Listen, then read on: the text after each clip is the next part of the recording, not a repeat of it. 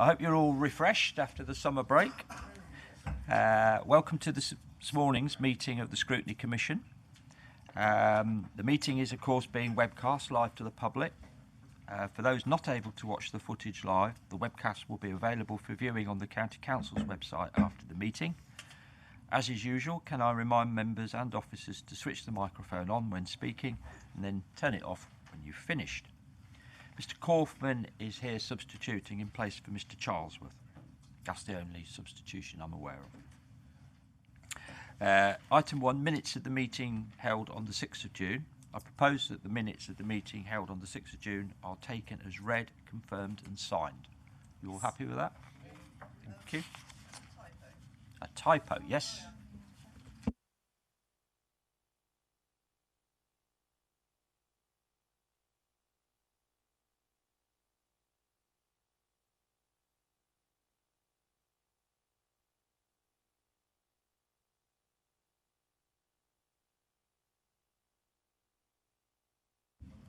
Okay, we'll correct that. Item 2 is question time. I've not received any questions. Item 3, questions understanding order 7.3 and 7.5 from members. I've not received any questions. Item 4, there are no urgent items this morning. Item 5, declarations of interest in respect of items on the agenda. Yes, Terry. With respect to the whole life disability strategy, I would declare a personal, non-pecuniary and hopefully non-biasing interest in that I'm a carer of a young person with a disability.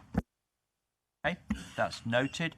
There are, particularly in the budget, council tax, there are various references to district councils as collection authorities. Would we be advised to declare a blanket and prejudicial interest? I don't think so, Chairman. Thank you. Any other declarations? No. Item 7. Presentation of petitions. There are none. Not received any petitions. And that then takes us to the first item on the agenda this morning, which is item 8, the Medium-Term Financial Strategy Monitoring Report, period 4. Welcome this morning to Byron Rhodes, Deputy Leader and Portfolio Holder for Finance, Chris Tambini, Director of Corporate Resources, and Declan Keelan, Assistant Director Finance. Have I got that right? Strategic Finance? Yeah. Right, who would like to lead off? Okay, thank you.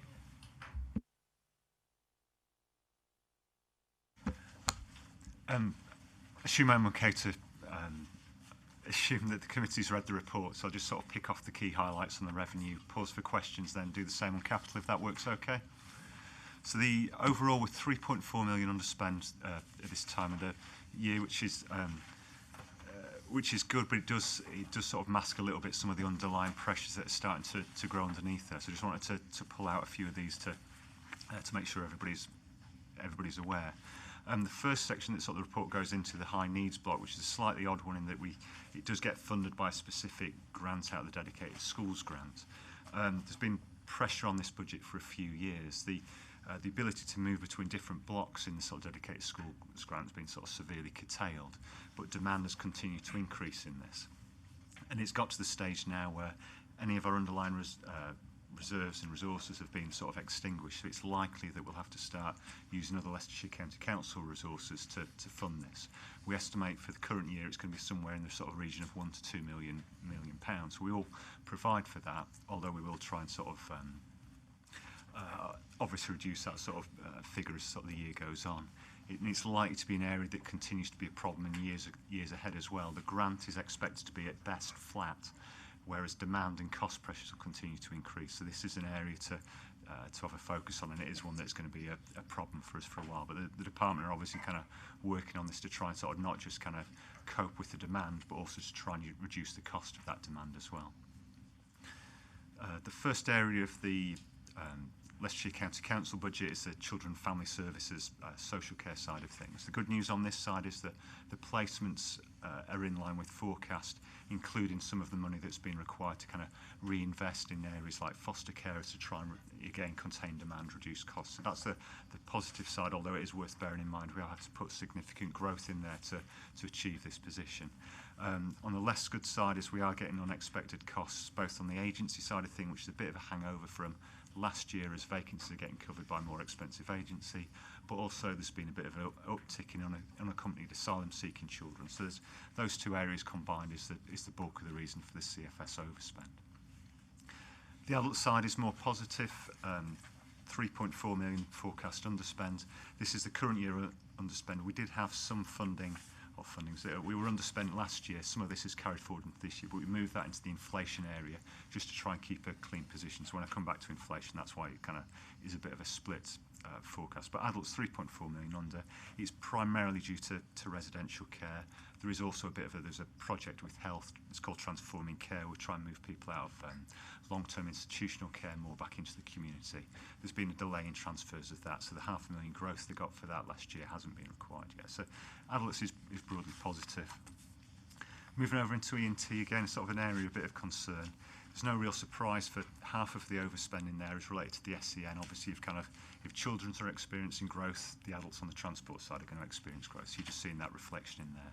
There's also a bit of pressure on the team budgets as well, both in terms of sort of recruitment difficulties cause the cost to increase there, but also sort of one of the sort of charging projects is delayed a savings project, meaning they're not sort of gaining all the income that they wanted to. So ENT is a bit of a concern. It shouldn't be as volatile as the areas like children's, but obviously it's sort of not helpful in the overall scheme of things.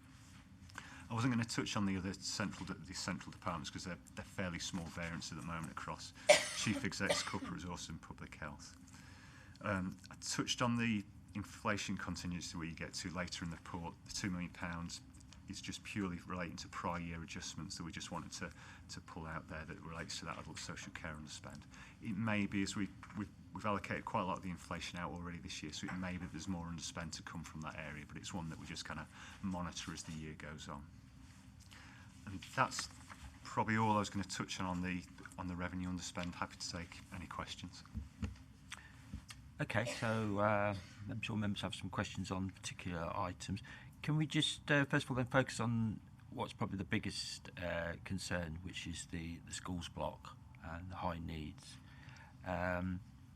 We've spoke before about some of the packages for children with very high level needs having to be out county and very costly and expensive, and I think there is a reference to putting in place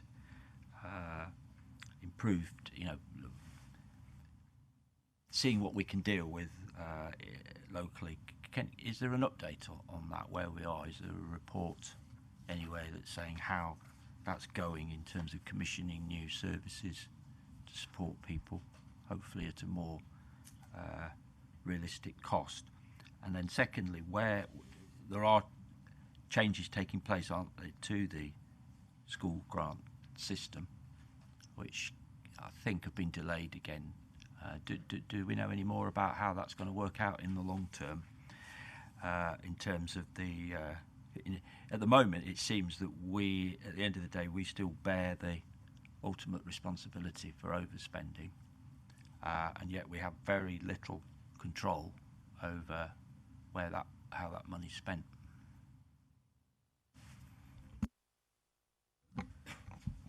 If I pick up on the SEN, I think your closing comment, I think, is right. It is a national system, so we are kind of tied into a national system, and we do have some room for manoeuvre, but it's pretty limited. We've kind of been here before. I know I've talked about the SEN kind of issues, I think probably last year, and we have made some progress. So, for example, there are more facilities that are sited on academies and mainstream schools in terms of trying to keep some of the children within those school kind of environments. So that is happening. I think what's kind of happening in Leicestershire and also happening nationally is the scale of the issue is increasing.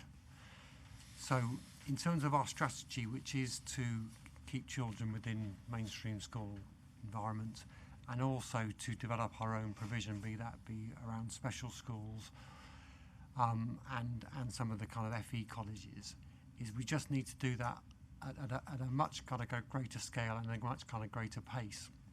And we've been talking to CFS department about how we can do that. There is an SEN strategy which we're revisiting, and I expect there'll be some kind of stuff coming through to members through the autumn in terms of exactly how we're going to do that. But the scale of the issue is significant. I think the do nothing scenario is the overspend could be in the order of kind of 15 million in about 4 years' time. So clearly it is something we need to address. In terms of that comment, in terms of it, although it's funded by dedicated schools grant, which it is any risks around that overspend are ultimately a county council risk.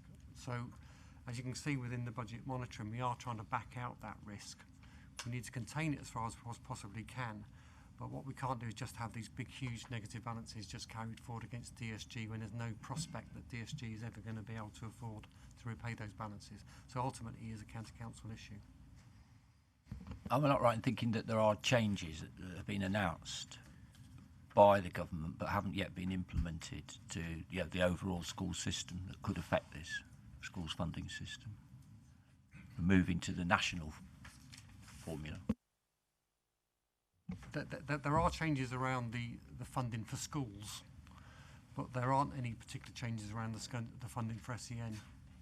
So I'm not sure if there's anything proposed around SEN. But so what you're saying is that we could end up in a situation where we're still responsible for SEN, but we will not be able to call on any resources from the schools block because we would no longer have any say in that. Is that the worst case scenario? Well, that's kind of the position we're in now, where the flexibility around switching resources between schools, early years and SEN is very limited.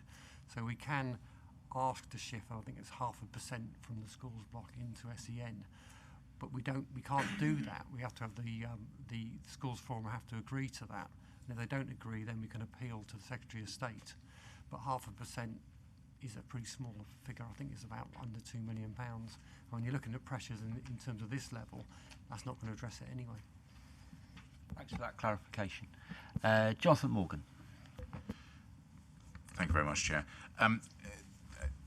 Touching really on the same point, I was really sort of conscious, I think, probably of looking through the papers today that that particular figure, as a headline figure to start off with, was really sort of had a theme that linked through some of the other papers as well.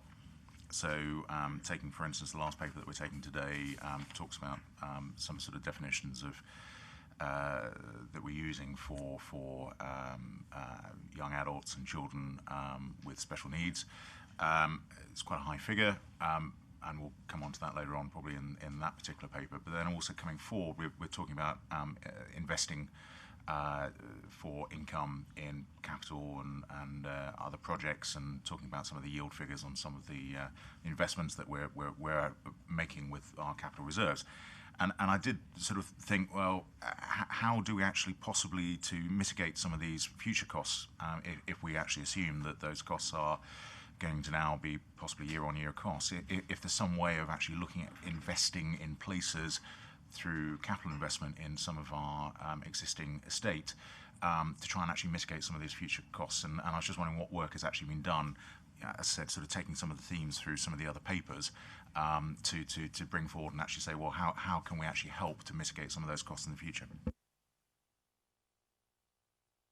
I mean, you're absolutely right, and that's what we're asking the children and families officers to look at.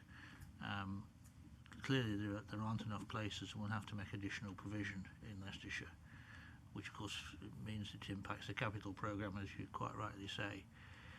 They're working on that, and they're going to come back to us with some proposals, I think. I think my concern, Byron, is that they've been working on this for 10 years. It wasn't the current director, it wasn't the director before, it was the director before that came to committee and said one of the problems is the high costs out county that we're incurring because we don't have that resource, expertise, whatever, in county. Now, we seem to be taking steps to address that, but this isn't a new problem. Gareth Williams identified this 10 years ago. Well, maybe so, but we've got a new director in post from the 29th of this month. As you know, she's been appointed, but takes up her position there, and she is already working on this in her present capacity. Of course, she'll have to be replacing what she does at the moment, but it has to be done. The only comfort we get, it's not really a comfort at all, but it might help the national scene, is that other counties and other units seem to have similar problems with the rise in the number of special needs children, and clearly the high needs block is not working very well. This system of funding, and at the moment where we have been relying and are currently relying on this switch from the mainstream, but only at a modest level to keep it in check. With the greater number now having to be provided, the government, I think, need to really look at the formula for high needs and relate it directly to the number of high needs children, which it isn't at the moment. It uses proxies. So that's another aspect of it which we'll be taking up with the government and with the financial sector of the government as well. Okay, thank you for that. I've got Terry Richardson next. Thank you, Chairman. My question is just a brief one on paragraph 10 on page 16. I was quite astounded that we are employing people on teachers' terms and conditions, and the implication of this paragraph is that the amount could be significant. So my question is, A, what is the significance of the amount, and how does employing people in this council on different terms and conditions fit in with the legal requirement of paying staff similar amounts for similar jobs, because these people could conceivably be on higher salaries for similar jobs, which means we would be potentially breaking employment law.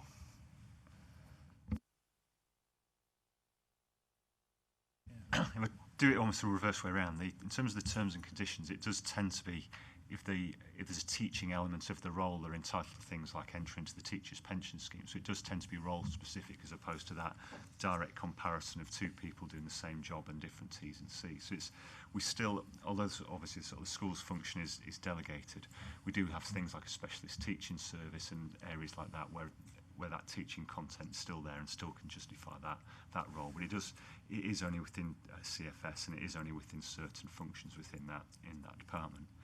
In terms of the quantification, I have to get back to you on that, to be honest. We're not sure of, or it's unlikely we'll get the funding. Nothing looks to be forthcoming, but I'd have to check on how much the actual amount is.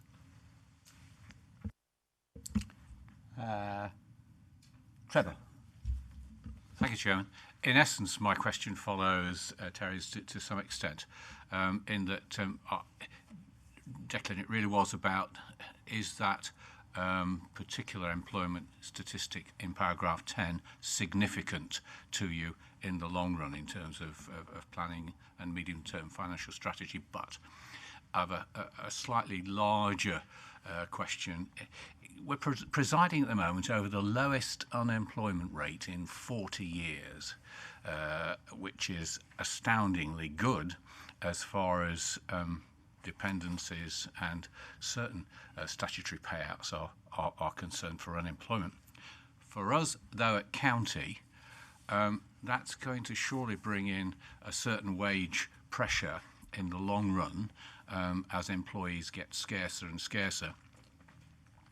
Is this going to mean that we can plan properly for any additional funding that we may need to put in there, and is it going to bring a wage inflation problem, and how do we counter that in the long run with our government grants, or do we not? In other words, can you just give me some hint as to how we're going to deal with wage inflation and measures in general? If I take that one, and actually it is a concern, wage pressure. I think that there's two elements of it. There's one around specific kind of groups of staff, so be people like social workers or technicians who work in highways and transportation. There is a market pressure there where people in the private sector can kind of pay a bit more than what we're paying, and there are bits of pressure, and we have put some market supplements in for those groups of staff, but clearly that costs money, and we don't have a lot of money. And I think the other one is the general move in terms of people at the lower pay scales getting kind of fairly large increases around the living wage. And again, although most people probably think that's sensible, there is an affordability issue with that. And at the same time as kind of the do minimum, it kind of impacts on our pay scale. So you kind of have to kind of look at the pay scales which we are at the moment to make sure that they're more sensible. And when you do that, generally that adds a little bit more pressure onto it as well. So there are some fairly kind of big costs coming in terms of the pay for this authority. And again, it's not particularly a local issue, it is a national issue. So again, it's something of concern and something we will be taking into account when we roll forward the MTFS kind of later this year. Did you want to add anything to that, Byron? No. Just a general point that all governments do this, that the money you allocated isn't directly related to the pay that negotiations that you have with staff. So the government can quite happily go along and say, oh yes, you can increase your pay of your staff by 3% this year if you like, but they don't provide the extra money to pay for it. You've got to cover that yourselves. And they assume that can be done by efficiency savings of some form or other. It's nice being in government. Thank you for that. Terry Eynon. Yeah. First of all, I just wanted to support Councillor Morgan's comments. I think tying the papers together and thinking about capital investment seems a good idea. I was very pleased to see on point 9, page 16, that there are 3 further units for children with autistic spectrum disorders opening in the new academic year. And I'd be interested to know whether that, when we get to the next paper, or the paper on the capital investment, whether that's something we can link up to help to reduce our costs on the high needs block from rather than exporting our children. So that was one question. Did want to comment on the social care vacancies, which is page 17.19. I'm concerned about whether or not that might be increasing staff stress, and are we factoring in the cost of staff sickness? And then just a question, because I didn't really understand why there is a reduction in hours offered to children needing education but who have medical needs from 10 to 5. And again, doing that kind of joining things up, will that not potentially have an impact on, and these may well be children with disabilities of one form or another, or that they are going to acquire them as through the process of their medical condition. So can someone explain that to me?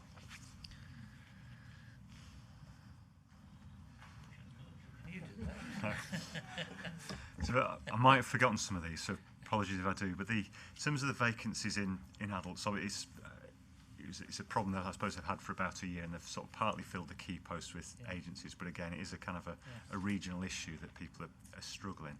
They have tried to recruit this with sort of taking different approaches as well, sort of taking sort of more junior posts to sort of train up and things like that. Whether it knocks onto sickness, at the moment the trend's the other way in adults at the moment. It is, I mean, truth, it is starting at a high point, but it has been reducing over the last few months. It is something the department's conscious of, but at the moment it's not causing an adverse financial problem, and it is, like I say, has been sort of that positive trend. In terms of that, the hospital, the 10 to the 5, I have to admit I don't know. It's something we can find out for you.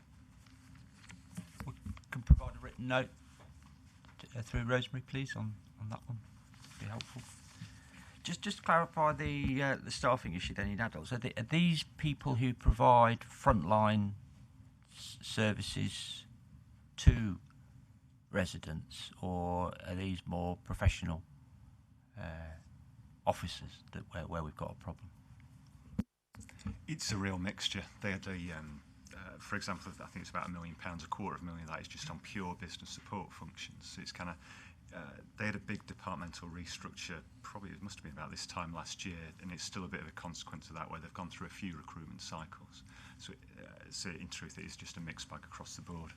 But I'm sensing a trend here, because we've gone through getting rid. We've had to get rid of a lot of people, haven't we? I think the last time we asked, it was over 1,000 people have, for whatever, gone early or in the last worst scenario been made redundant. But now we're having problems actually filling.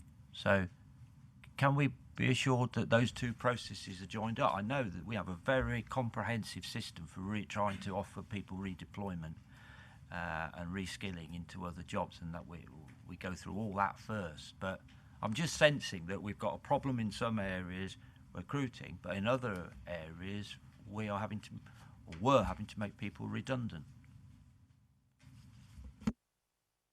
And they do try and manage it across the board, but it's obviously quite difficult. If you look where the sort of I suppose the redundancies have hit the hardest tends to be more the sort of the central services and E&T as opposed to kind of the social care function. So that kind of moving from one to the other is quite difficult, and actually it's not often what people want to do. So there is a good, well-established kind of process of planning out the different action plans, and also sort of as people are identified at risk, giving them first call on new job applications. And we do find that kind of our redundancy estimates are quite high, but when we actually sort of make people redundant, it tends to be about half that level. So actually the amount of redeployment or management through vacancies does tend to be sort of quite successful. But to be honest, it is difficult, because when you do reach that point, certain people actually put their hand up and they want to go for their own personal circumstances. I understand that it may be that people would actually be stepping down to take a position which they wouldn't be happy with. Yeah. Okay, I've got David Bill next. Thank you, Chairman. On that last point, of course, we're looking at that from an internal point of view, the staff leaving and the need for recruiting staff, but the reduction in the service is putting more and more strain on the voluntary sector and carers, with 1 in 10 in the population being a carer. I think we ought to just bear in mind the impact of all this on the people who are trying to help. Could I change the subject? Looking at paragraph 35, there's a reference there to the business rates quarterly monitoring, and to read just these 4 lines, it would seem that all is well, that in fact the surplus is increasing, and there's no need for us to be too concerned. But I understand, and I'm not a party to any of this because I'm not on any executive, but I understand that there are severe tensions between the county and districts over what should happen to business rates in the future, and in fact involving this, and this involves the city. This is over the top-up pool, isn't it, you're referring to? Yes. I mean, could we be given some more information about this? We're sitting here not as district members, where we are hearing about these tensions, but we're sitting here as county members, and I want to know, if I may, how are we responding to the situation that appears to be deteriorating rather than coming together? So what is the current discussions that are going on regarding the top-up pool, and what has been various rumours and stories that all is not well in terms of where this money, I think it's largely about where the money is then spent, isn't it, and reinvested. I may not have quite the latest position, but just to remind members kind of where this money comes from is about probably 4 or 5 years ago we set up the business rate pool, which has been really successful. So you can kind of see the annual surplus of the order of 6 million coming through. And I must admit, when we set it up, we thought the simplest way was to allocate the money to the LEP, and the LEP would kind of work out how that money is spent, because all the partners are on the LEP. So that was the kind of thinking. They have allocated some of the money, but there are some issues around the latest, I suppose, process of allocating money out, where I think some of the districts question some of the criteria in terms of that were used. I think the latest position is I think there's still negotiations and discussions going on in terms of how the process might work. So it's not been kind of cleared in terms of how it will work, but it's not a county council issue, because the LEP are responsible for allocating the money out. So it's more of a LEP issue in discussion with all the partners that are on the LEP. Byron, what is our position on this as the county council then? Because it involves the city as well, doesn't it? It does, and I mean we have, of course, we have the pooling system, and we have agreed across all the councils in Leicestershire, including the city, that we'll pool those resources and let the LEP actually determine where the investment should go. Broadly speaking, we've been happy with that arrangement, but of course it means the LEP's always got to keep an eye on the LEP, because you've got to trust them to make the decisions. But on the other hand, if you move away from that, then you're moving then back to the councils to make the decisions, and then of course then you're into an argument of divvying it up again. Whereas the LEP is acting in the interests of the whole county and city together. It's better if we can do it that way, and of course, as you know, we've talked a lot about having combined authorities in the past to perhaps replace that and provide a more of a greater degree of local government input into the decision making of that sort of thing. And now we're talking about strategic authorities on a wider scale as well. So it's an area which there is some tensions, but we try to manage it. And really, we wouldn't want to move away from the LEP system at the moment, because there's a lot of discussion going on about whether LEPs are really efficient or not, and whether they're doing their job correctly. So far, the Leicestershire LEP has escaped criticism, but there have been criticisms of LEPs in other parts of the country. What's the ratio of money then raised in the county and the city as a whole then on the top-up pool? Presumably most of it is raised in the county.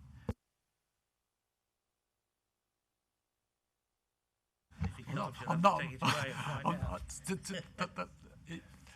It is complicated, to be honest. Yeah. And I don't think you can kind of say it is about the money raised in the county or the money raised in the city or the money raised in individual districts, because if we didn't pool, all the money would go to government. So it's kind of, and you got it gets a bit technical because you have people who are kind of top up ones and people who are tariff ones, and the top up need the tariff to offset them to keep the money in the pool. I'm not going to go into the detail of how that works. So you kind of need people who are tariff authorities like the county and the city to offset the people who would be paying this kind of levy or top up to the government, and they offset each other. So I don't think you can say the money was raised in Harbour or it was raised in Blaby or wherever it was raised, because it's not that simple. Because the money would just go to central government, and you need all those authorities together to enable you to keep the money within the locality. And the final thing I'll say on it is the government, when they set up this system, set up these baselines that were, arbitrary is not quite the right word, because they were based on something, but some districts got an immediate benefit just because the baseline wasn't that accurate. It wasn't to do with the fact they had a huge amount of kind of economic growth within that area. They just had the baseline that was actually set a bit too low. So you've got all these kind of issues coming together. So I don't think it's a case of saying all the money was generated in the county or in a particular district. You need everybody together to retain it. And if we didn't have a pool, the money would just go to the Treasury and wouldn't be retained locally. Okay, thanks for that clarification. Ask for a report then of some sort on this, because we're aware that there's a row going on, and is this, am I right in thinking this is an annual, you have to sort of opt into this on an annual basis, or is it the other way round, that you stay in unless you say you're going to come out? You are right. You kind of, it runs until you say you don't want it to run. So, but what happens is that each autumn, winter, we do a bit of forecasting to check that there is going to be a surplus within the pool. And then if we think there's going to be a particular issue, then we would recommend that we come out. But generally, because of the surpluses in there, we just let it run. So in terms of Mr. Bill's request, when would be the appropriate time to have a report on effectively the future of it next year? We could probably, we generally, it's all, to be honest, it's all fairly rushed. We end up kind of doing quite a detailed forecast around kind of Christmas, January time, and then we have to make a very quick decision in January.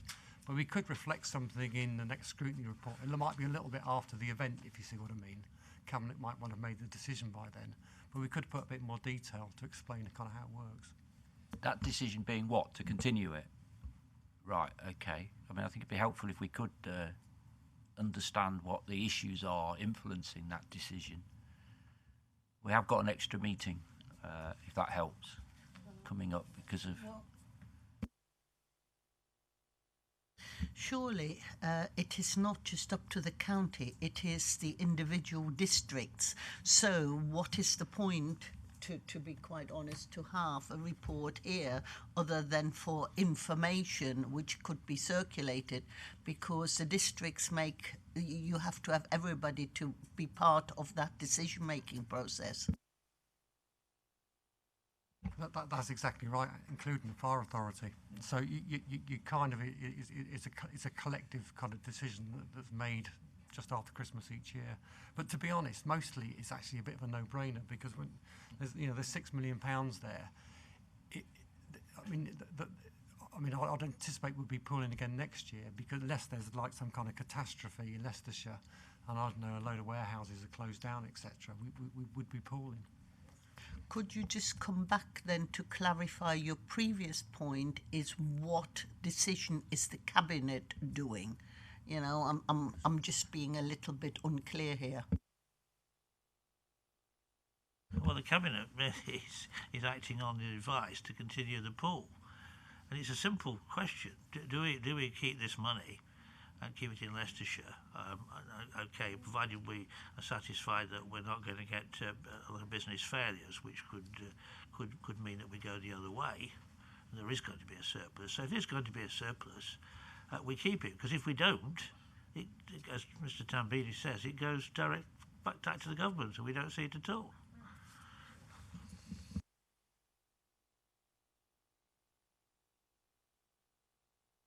I was just going to make that point. I mean, it's a rather strange debate, really. I mean, if we don't have a pool, the money goes to central government. If we have a pool, the money stays in Leicestershire and is spent in Leicestershire, and that's it. So each council, the 9 authorities that are in the pool, just makes a decision whether or not they want to pay money away to central government or whether they want to keep it in Leicestershire. So I think you're simplifying it a bit. There are clearly tensions between the current arrangements and the way... What you're discussing, with all due respect, is how the money is then spent, which is done through the LEP, and therefore is...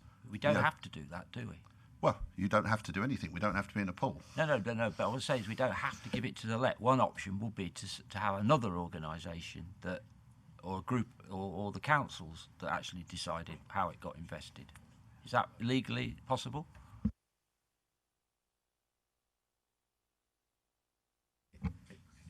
In some respects, this is because of the sort of 75% localisation of business rates the year after next. It's the whole thing disappears after that anyway. So you've only got one more year of this, and then it kind of goes. So it's kind of slightly academic in a way. I think you do another year, and then well, you're in a different kind of environment, and the pool probably won't exist unless the government brings in some different rules.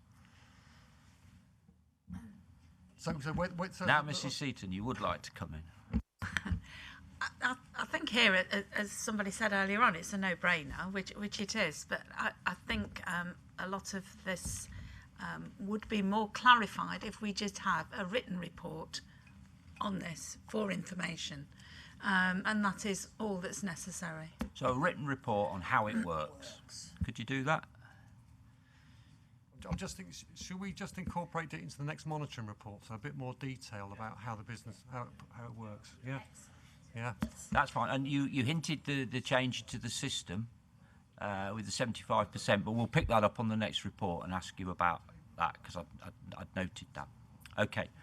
Okay, David. Yeah. Any other issues on the revenue part, or can we move on to capital?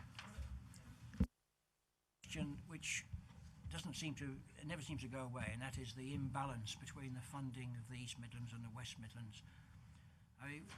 We can see where this is leading in parts of the East Midlands, and we hope that we're immune from that. But could I please ask, are we making any progress at all in redressing the balance? Or David, I think that's the next report, because the next report is looking to the future in terms of the MTFS. Okay, I'll raise it So can we pick that up under that, and I'm sure the officers have heard what you've said, and when they introduce it, we'll cover that. Okay. Capital then, please, Declan.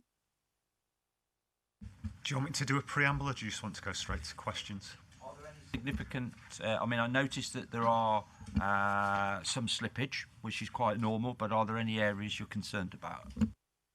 Not beyond what's written in the report, to be honest. It's still quite early in the year, so it should be fairly clear. Right. Any questions on the capital programme? There is some slippage, but as you've heard, the officers are not too worried at the moment. Kevin. Yeah, you say you're not too worried. I mean, £6 million is quite a lot of money to slippage. Now, I mean, clearly there's explanations why most of it is slippage. I mean, the one I'm particularly worried about, I suppose, is the fact of the provision of primary places. In my particular patch, there is no space for any children, so we need a new school, but there's actually no capital from the developments because it's all been done independently. There's not been any aggregation. But it just slightly worries me that there's obviously 4.4 million underspend in the capital for provision of primary places, when there are areas in the county that are crying out for more primary places. That was all. Yeah. Whereas on that one, it is semi-positive because they met the place requirement that the capital was allocated for, so they did manage to fulfil the objectives that they were trying to do, which is obviously the key thing of the capital spend. And they've now got the money left over, which does give them flexibility to investigate other schemes. Now, whether that's kind of additional primary places or the SEN topic that we touched on previously, so it is positive that this is money generated, although they met the objectives of the capital allocation. You okay, Kevin? Any other comments on capital? No, we're all happy then. Right, can we thank you for that monitoring report? The next one will be in November. Is that right? November committee, yep. Thank you very much. We're going to move on now to the next item, which is agenda item 9, medium-term financial strategy update. Are you leading on this, Chris? Thank you. I suppose that there's three elements to this report. There's one around the MTFS kind of prospects and approach. The second bit is around the technical consultation, and the third bit is around the business rate pilot. So if I take those and pause after each of those sections. So in terms of the MTFS, I'm going to start on sort of part B of the report, page 42, where paragraphs 19 to 23 is kind of set out the context. And I suppose in summary, from my perspective, I think the real game changer was the government's announcement in terms of extra funding for the NHS. And I think Paul Johnston, who's in the Institute of Fiscal Studies, kind of summed it up when he said, after that announcement, the government has now got less than no money in terms of the overall position. So you've got the NHS getting a substantial settlement, and then you've got areas of spend such as schools, defence, police, who are likely to be in front of local government in terms of if there is any extra money to go. So in terms of the overall kind of national context, I think that puts us in a particularly difficult position over the medium term. I don't think there's suddenly going to be a load of extra money that's going to come local government's way. The comprehensive spending review is in probably the summer, kind of autumn 2019, where we'll be able to see exactly what the position is for local government. Whether that's going to be a 1-year CSR or a 2-year or 3-year CSR, we'll have to wait and see. But the national context does look particularly challenging. I'll come on to fair funding a bit later. In terms of Leicestershire's position, just a reminder of kind of where we're at. The current MTFS has savings of 50 million, and within that we've got a £13 million gap. So we haven't kind of balanced the MTFS over the 4 years. We are balanced for the first 2 years, but not for the latter 2 years. When we roll forward the MTFS, you can kind of see in paragraph 25 that there will be some positive things that we'll be putting in there. We think that the negative revenue support grant will probably disappear, and there'll be some other things around extra income that will come our way. But there's a longer list of kind of more negative impacts on the MTFS. Most of them, I'm not going to go through them, most of them are around extra pressures, and a lot of them we've touched on already in terms of the earlier kind of conversation we've had around SEN, looked after children, etc. So there are a lot of pressures that are going to come our way that we'll need to reflect in the MTFS, and that does include pay as well. Having said all that, is although our position is challenging, I do expect that we will set a balanced budget for next year, and I'd hope that we'll set a balanced budget for the year after. We'll have savings in there, but we'll have a balanced budget. And we are nowhere near as close to the edge as places like Northamptonshire, Surrey, Somerset. You can get a long list now. You just need to read the local government press. There's a whole long list of counties. Probably, I used to say half a dozen, but I think you're getting on towards about 10 now. And we're nowhere near to that kind of extent in terms of our position. So we will have a balanced budget for next year, hopefully for 2 years. I expect when we roll forward the MTFF, there will still be a gap. Just moving on to kind of future funding. I mentioned the comprehensive spending review. Just a couple of comments around kind of fair funding, and Byron might want to add to this. Is the government is in a difficult position. Is that they haven't got a lot of kind of money and a lot of room for manoeuvre around fair funding, but there have been some kind of fairly positive kind of, I suppose, messages over the last couple of months, and really that is around both the people like the Institute of Fiscal Studies and I think MHCRG, though they haven't quite said this, is a recognition that London is overfunded compared to the rest of the country, and that seems to be kind of coming out, and that's been the central kind of tenet of our fair funding campaign. And I think that message has hit home, which I think does help us in terms of when the fair funding that kind of does come out in terms of 2019. So I'm kind of cautiously optimistic, but it is difficult to shift money around when you're not putting any extra money into the system. So it is a hard thing for the government to do. But I kind of, I'd say I'm cautiously optimistic in terms of recognition that London is overfunded, or at least more generously funded than the rest of the country. Moving on to page 44, the MTFS kind of refresh. There's an appendix attached to this report, and again, I'm not going to go through it, which has got a long list of savings under development, and I'm kind of happy to answer any questions on it. But what we'll be working through over the autumn is trying to kind of quantify kind of what those savings could actually deliver. You can kind of see there's some information in there. And then we'll reflect as far as possible those savings in the MTFS to try and reduce the gap. The only thing I'd say in general about those savings is when you read them, they're not around kind of cutting service generally. They're generally around efficiencies and different ways of working. And a lot of them are actually pretty difficult to do, technically to do. They're quite hard things to do. And an awful lot of work and is going into kind of the concept stage of exactly how we would do those things. But they're not straightforward, they are difficult. We've done a lot of the easy things.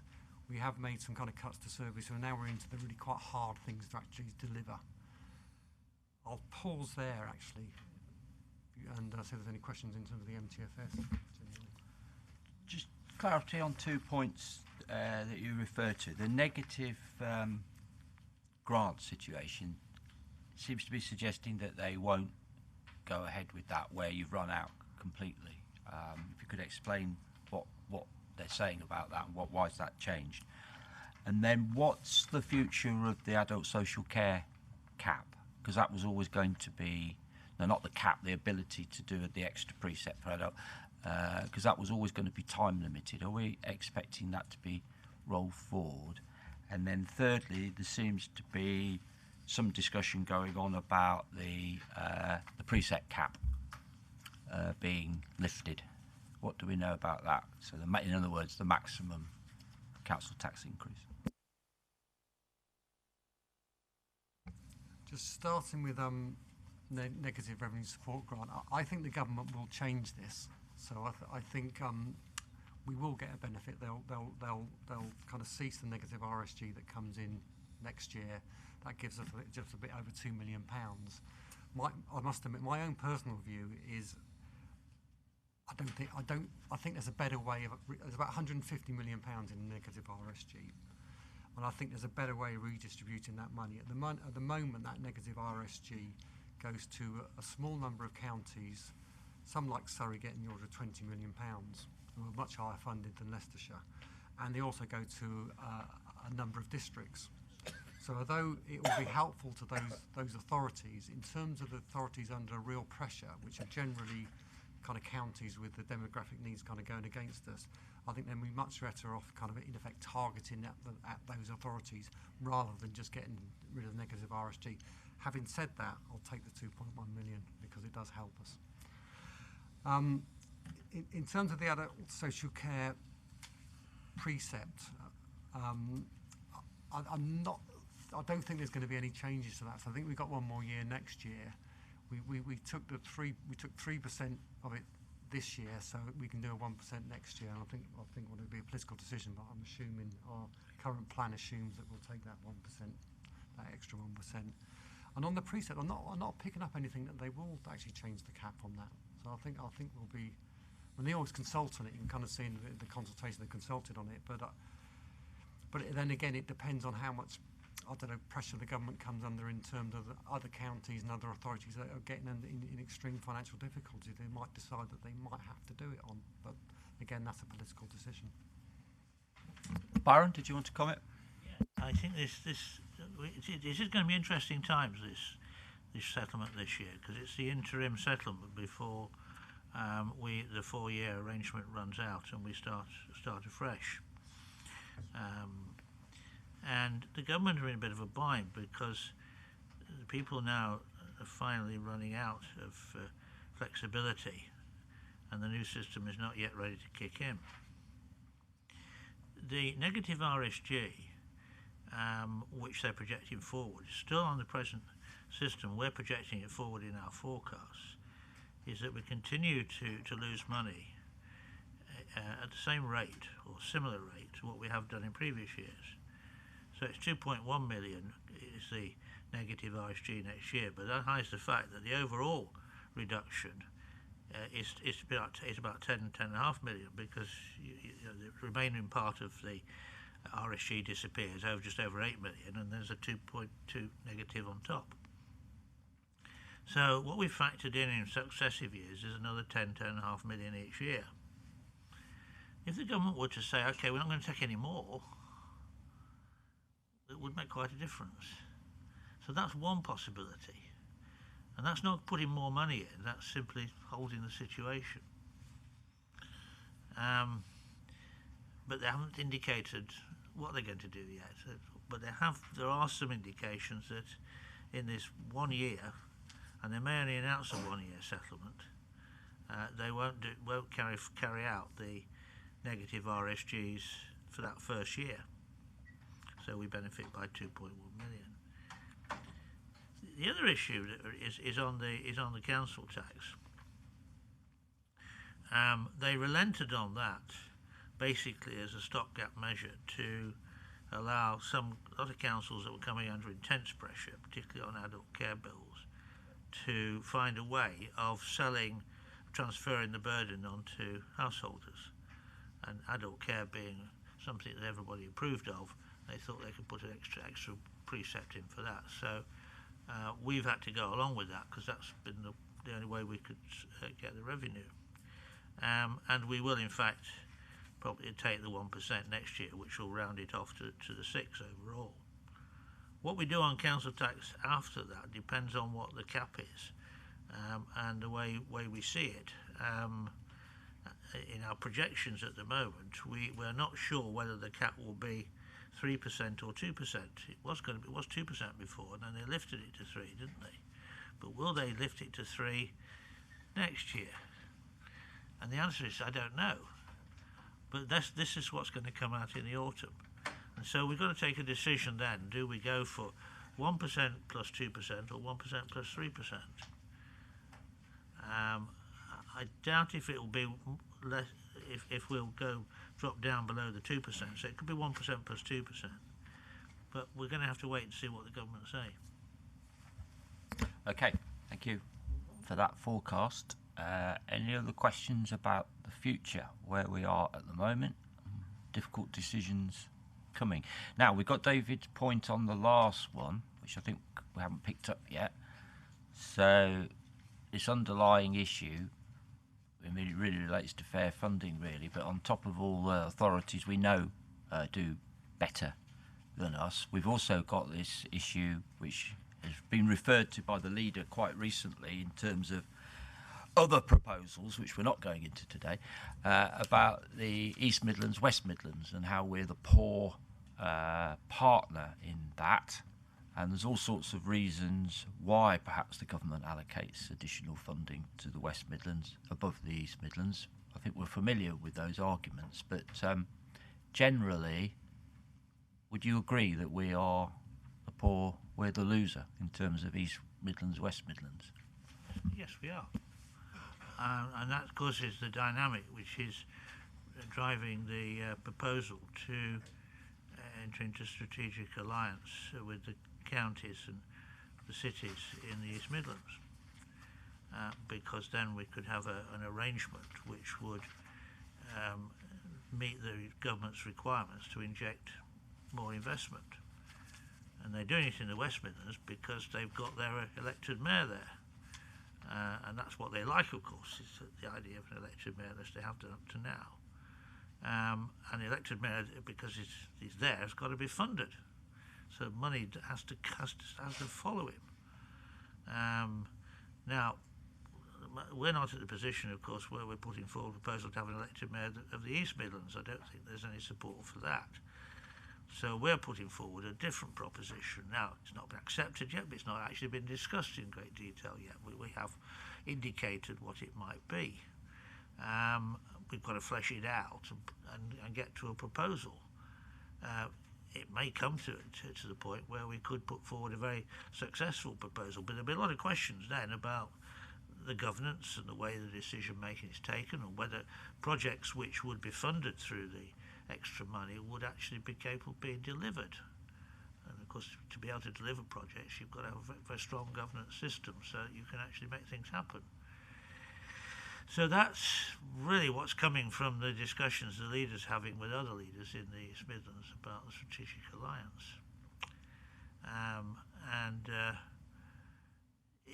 We should all hope, I think, that we'll be successful, because we talk about the West Midlands having more money. Well, you go down to London, it's even more, because not only is this issue about the revenue funding of councils in London, there's also the capital investment in London as well. I mean, look at the hundreds of millions of pounds that's poured into Crossrail, for example. Now, what about putting some similar kinds of money into transport in the East Midlands, for example? That's not there, is it? Okay, David, do you want to come back on that? No, the problem is I can't sense across the East Midlands, other than Leicestershire, any enthusiasm for this joint working at all. There seems to be so much scepticism around that all the reorganisation proposals that have been floated seem to be sort of running into the ground, largely because of, if you like, rivalries between all the major participants. I hope I'm wrong, but that's just the sense I'm picking up. I don't think there's rivalries at the upper tier level between the counties and the cities so much, although there are certain tensions between cities in the other counties. I mean, we're very fortunate in Leicestershire. We've got a very good relationship with the city, and that's reflected in the way we run the fire, way we run the LEP as well. That's not quite such a good relationship, you're quite right, in some of the other counties. But the view I've just expressed is actually, I believe, shared very much on the fact that the need to have a strategic alliance. It's certainly very much shared by the four county leaders in the East Midlands. I'm leaving Northamptonshire out of this because of the uncertainty about how that will be led in the future.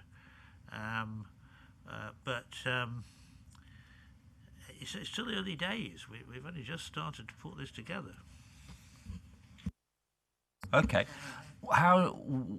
Last year we wanted to be involved in the business rates pilot, didn't we, to get a higher retention of a higher percentage, and we were unsuccessful. So you're suggesting that there's going to be another one, and that we're going to apply again. Are we better placed this year? Worse placed? Well, I'll transfer to Mr. Tambini in a moment because he's quite close to this and has been talking to officials. It looks as though we are, on the basis that it's bugging to turn. You know, we didn't get it last year, we ought to get it this year. But last year was 100%, of course, you could get. This time it's only 75. So that the amount of and by the way, it's the increase in business rates, not so much the whole business rates. One wonders whether these pilots are actually going to tell them very much about the future, but they can tell them something about the ability of the areas to be able to cooperate and actually do something worthwhile with them. So we'll be putting up a persuasive bid, and I think Mr. Tambini has actually got it pretty well in hand and nearly completed. Am I right? I'm not going to take credit for it. I think Declan's been kind of working on this, and as Boris said, it's a 75% pilot rather than a 100% pilot. What that means is I think last year there was about £20 million we thought we would get. This year it's probably closer to £14 million.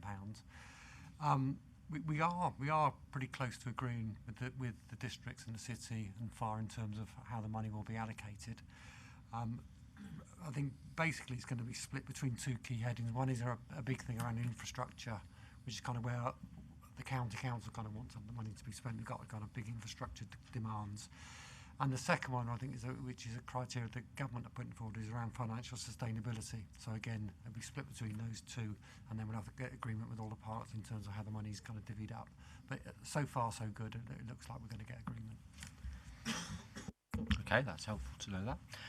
Right, any other questions on the MTFS, which of course we will be returning to in terms of the budget? Let me make a general point. Obviously, we're looking at figures here today, this morning, and page 43 spells out one of the things that Kevin raised earlier about the funding for new school places not being adequate, and there's reference here to NHS spending being unclear as well.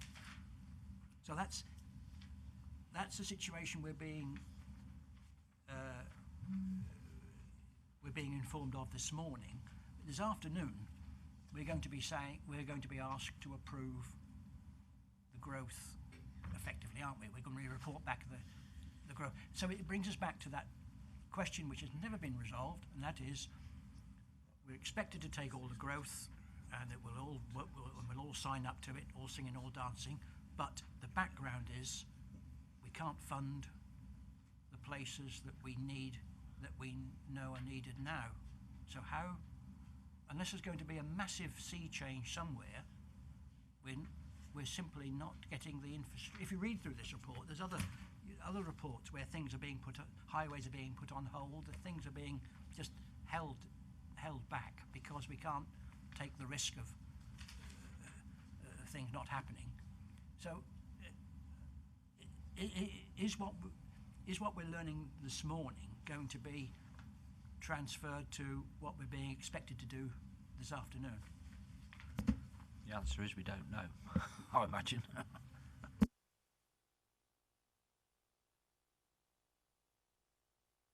Byron, I mean, this is about. I'll take it. What we're talking about this afternoon, we've got a briefing.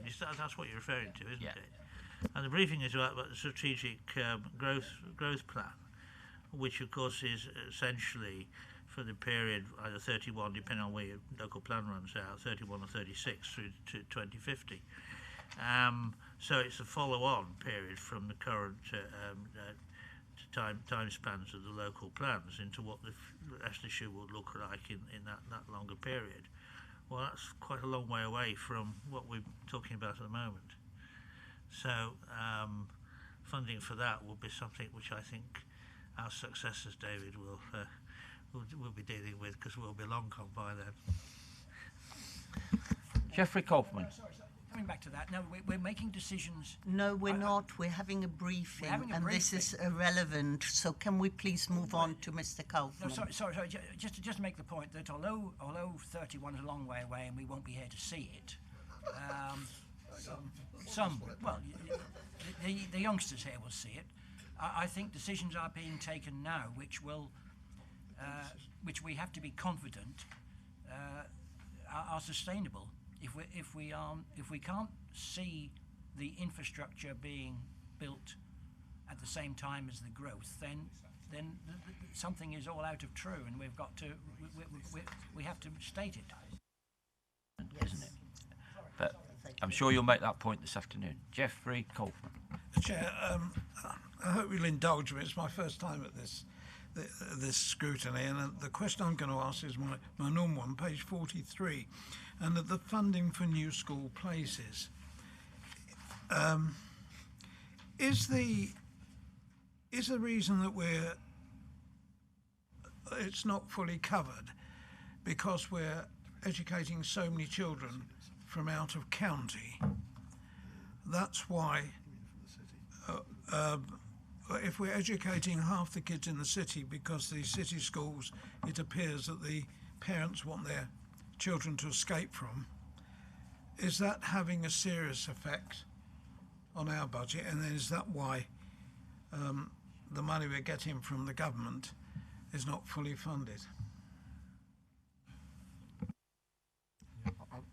I must admit, I don't know the detail of it. I mean, I don't think that is the case. There might be some issues around kind of the edge of the county and the city, but that funding pressure is really around when you build a new school, it's not fully occupied, and you have to put some kind of subsidy funding in there to kind of keep it running, and that's the issue we've got, where we've got such large housing growth that's really kind of with it all around the county.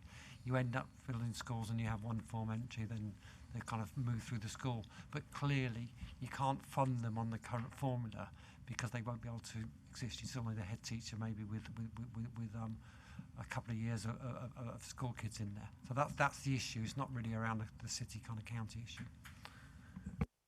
For my chair, just for clarification, it's something that doesn't really happen in the rim around the city, the Oadbys of the world, where the schools are filled up with children outside. There are never any vacant places, ever, certainly in Oadby and Wigston, because immediately there are places, they're filled up by children from the city, and we finish up paying for our children to be transported all over the county because we can't get them in local schools. So this is a problem, a national problem, that's affecting us really seriously. Well, I guess you're right. It can spill over, can't it? I mean, clearly what we want to do is a city to educate their own, don't we? And I know they are trying to do that. They're looking to put in additional provision as well, and we would encourage them to do that. And but of course, sometimes you get the parental preference that the parents in the city think they'd be better off with their child educated in the county. And there's not much reverse. It has been the case, by the way, for many, many years. That there's been a significant number of children migrated for their education from the city to the county. It's not a new thing for us at all. All right, Geoffrey. Right, okay, so this was the scene setter, and as I say, we will be returning, obviously, to the MTFS. Can I thank Byron, you for coming this morning and for giving us your input and knowledge. It's been helpful. You all could to stay for the next item because that is also in your portfolio. Very, very slick. We didn't notice. So, without further delay, we will move on to item 10. Corporate Asset Investment Fund, an annual performance report. This is a report going to the Cabinet on Friday. And really our role is to scrutinise it and look at that, particularly I think with regard to this board that's operating that has 5 Cabinet members on it, which perhaps you can tell us who they are, Byron, for transparency. But Jonathan Bennett has joined us, and officers, which one of you want to kick off? Jonathan, you want to kick off, introduce the report. Okay, thank you, Chair, and good morning, everybody. I'll just canter through the covering report. I don't intend to go into any detail on the appendices, and I don't think there'll be questions on them.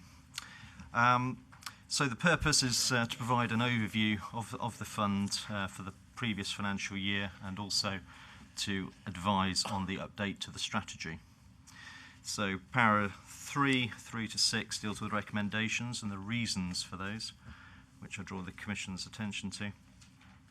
And as per the Cabinet decision of last year, we will be reporting annually with regard to the fund's progress.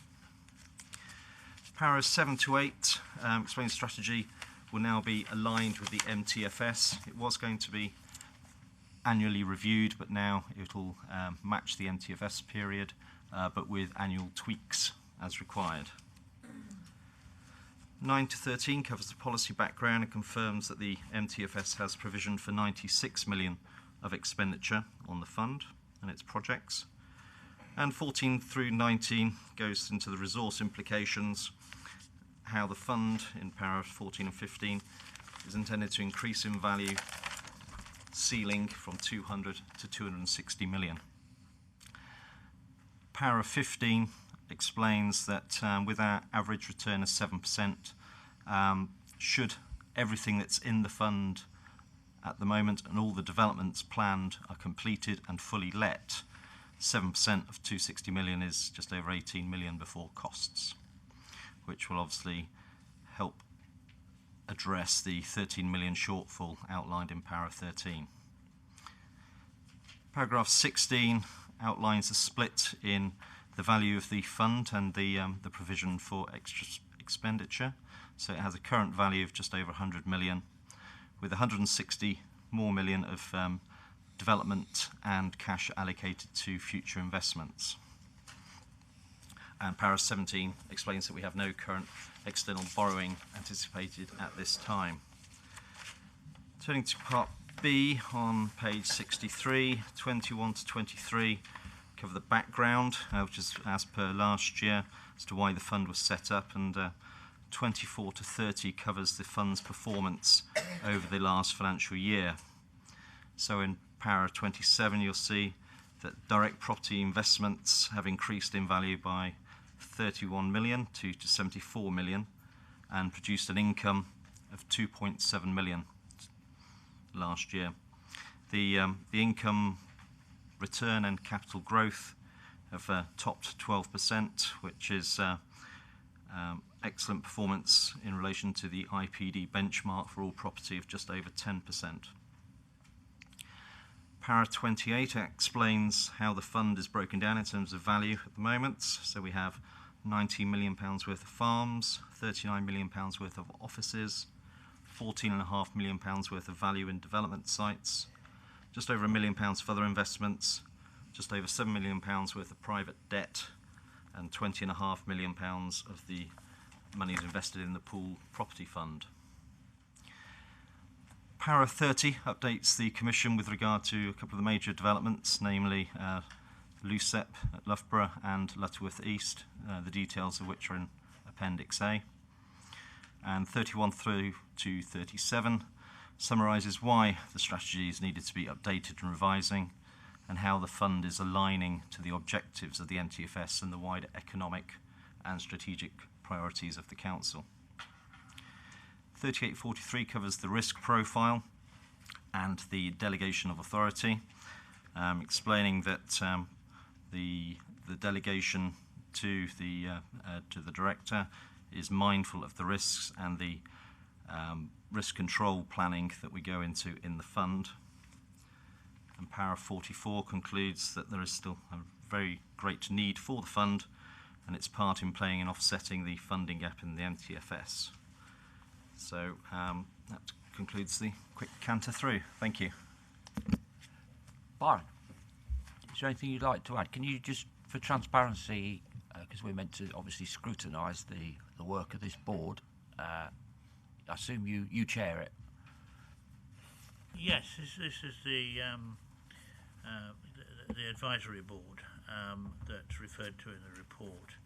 I mean, we've had it in place for a few years now, and it was started in the in a fairly modest way, but now we've sort of developed it further.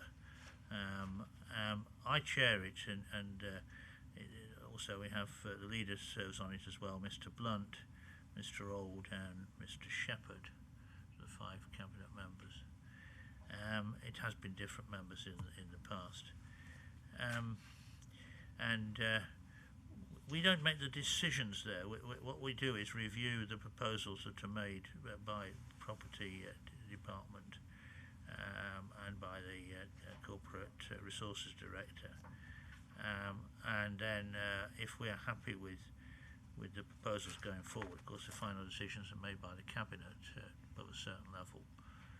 So what it doesn't mean is that we give these proposals a very, very detailed scrutiny, if you like, and focused scrutiny, although it's the cabinet doing the scrutiny work in this particular case. And of course we also bring in the external advisors as well, so we are able to ask some very, very detailed questions, all of which is done, of course, under the confidentiality envelope, because at the time these are commercial transactions, or will become that if we make the decisions to go ahead and make those investments. So it's something which has developed over time, and it's working very well. And so far we've successfully brought quite a number of new investments to fruition, and we have more in the pipeline, and these are described in the report and in the strategy. Thank you, that's very helpful.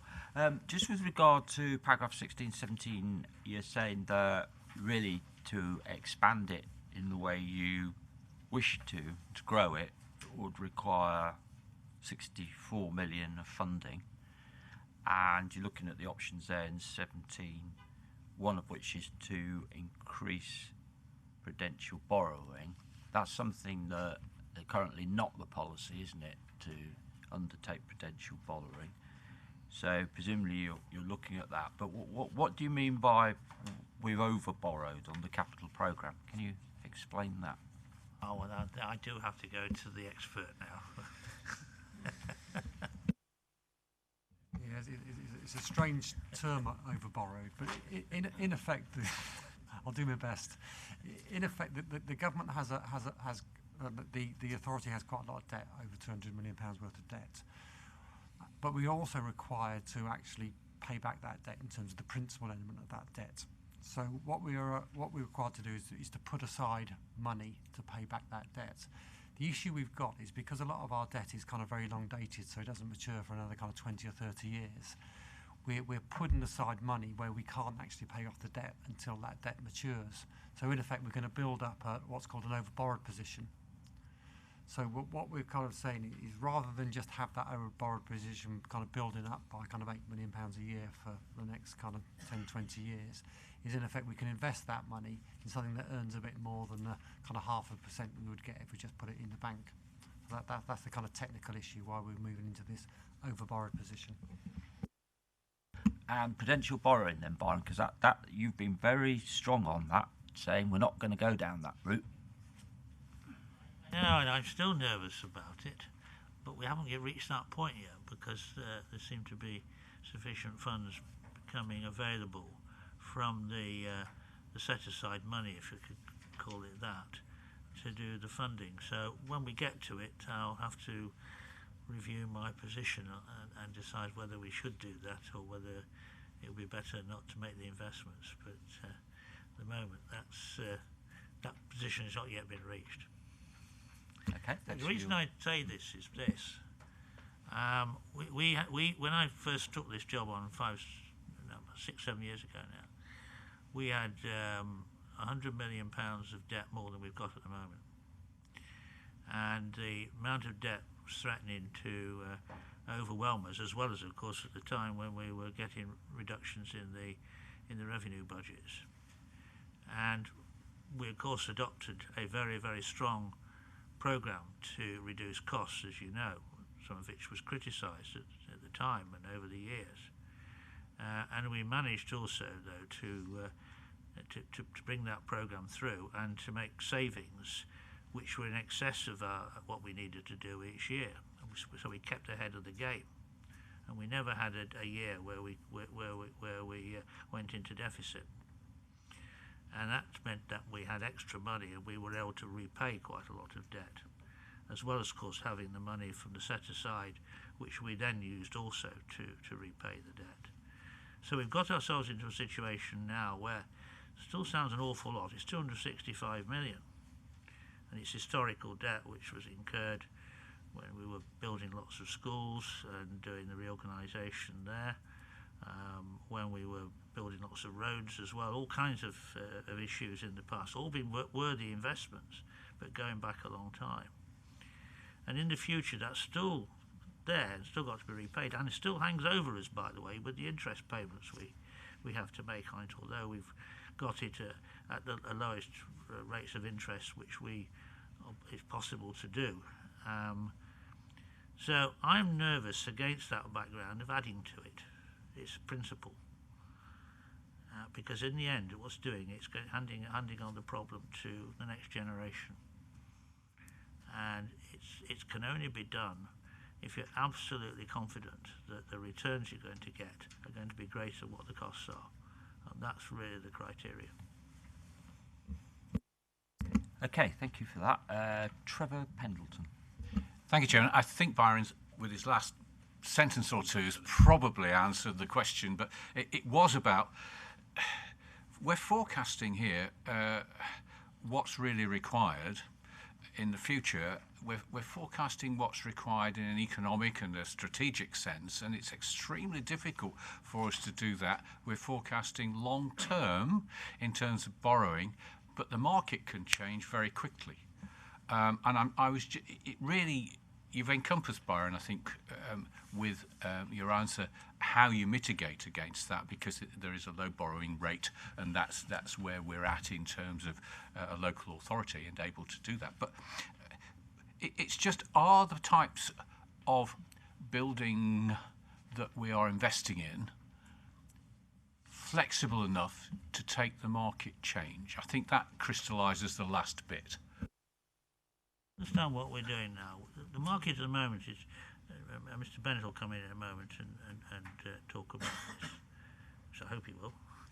At the moment, it's very attractive to put the money into commercial investments, offices and that sort of thing. A few years ago, you'd have said, well, let's put the money into retail parks and that kind of thing, and that would look really attractive. Not such a good idea now, is it, with the rise in internet shopping? What's going to happen with office work? Is that we're still going to have need for large buildings where people gather together to interact, or is the progress in technology going to mean that people will interact through their communication devices? They already do, of course. You get text messages, you get conferencing, and so on. But is that going to be the way in which we're able to operate and provide the cohesion of interaction of ideas, to take businesses forward, or will people still have to gather together to work together in order to take businesses forward? In which case, they'll need offices. At the moment, we're very confident that the office investments we're making are sound ones. We've got long leases, and we're making sure that they're with sound companies or institutions. In the case, for example, of the one which got a lot of publicity a few weeks ago, which is not yet built, which is the LUCEP investment, which would be, I think it's a 100,000 square feet building. It will have about 800 people in it. This is a software company, and the software company believe that they do need this interaction of people together to get the ideas across and to interact ideas and to write software. So we're very confident of that one. But each one of them has got to be looked at in that respect. And of course, the program, it's not just offices. That goes for the other commercial investments we make as well, which form the total package of the fund. And so it's a judgment that has to be made, and all investments about judgment in the end. You. Yeah, got an answer? Actually, I am. Thank you, Chairman. I'm much happier because it's a very difficult thing for, if I may say so, for politicians to deal in property. I think Byron's answered that very well. I don't know if the Chairman, through you, John, wants to add anything, but spot on, and the returns are excellent. Anything to add, John? I would just say that with regard to the next stage of the value of the fund going from the 100 million current value to 160, a lot of that is development work, and should the market change, we would just be a landowner, and therefore just will cut back on the construction and may look to sell assets as required. So liquidity of the fund is very important. The ability to get the principal back and to mitigate risk is one of the key drivers for the fund. Okay. Thank you, Terry. Right, thank you, Chair. Yes, I think Trevor Pendleton, I think like you, I'm reassured that this, the importance of investment and why we're doing it does make sense. We have to do this, and I'm glad that we are managing risk and we're managing liquidity. One of my concerns, though, and I think this relates to the fact that we've got an annual report and we've got a new strategy, is that it feels like the old criteria that we were working to were very property-led. That it was very much about just making the money, and I think the public certainly expressed concerns. Why on earth are we buying office blocks in Lichfield and then we're getting a 7% return? Why were we buying them in Nottingham? Okay, yeah, we're getting a 7% return. I think page 80 is, I think, something that the public will be much more happy with, because yes, the returns are very slightly less, except for Colville, of course, which I'm very pleased with.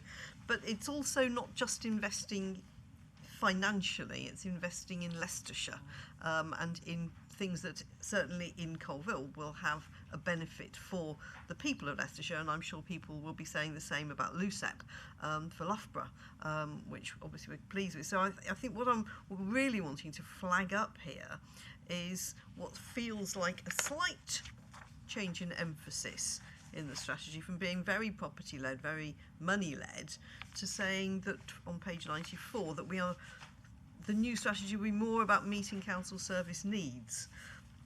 And so I'm interested in that, and also linking back to the earlier paper on page 48, where we are looking at supply options for capital investment in the A&C sector, so that we can improve our financial position, not just through investment, but also through the impact of that investment on our services. And I think that you've mentioned this on page 65, point 36.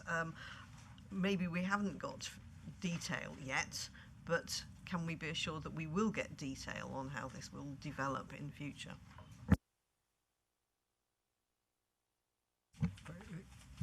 If I pick up that last point, I mean, the corporate asset investment fund is very much around kind of generating revenues to, in effect, to fund services.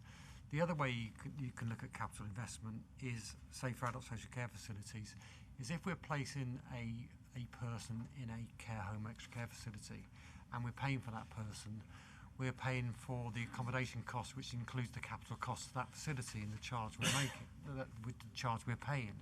So the other thing we're looking at is kind of how we can reduce that cost. And one of the ways you can reduce that cost is by investing in those facilities yourself. So it's a fairly early stage with this, but we need to do some kind of work around the business cases around does that make sense? Instinctively, I kind of think it probably would make sense to do it, because there's another benefit of that in terms of the adult social care market doesn't particularly work very well anyway, so they're not bringing forward the facilities that we particularly want.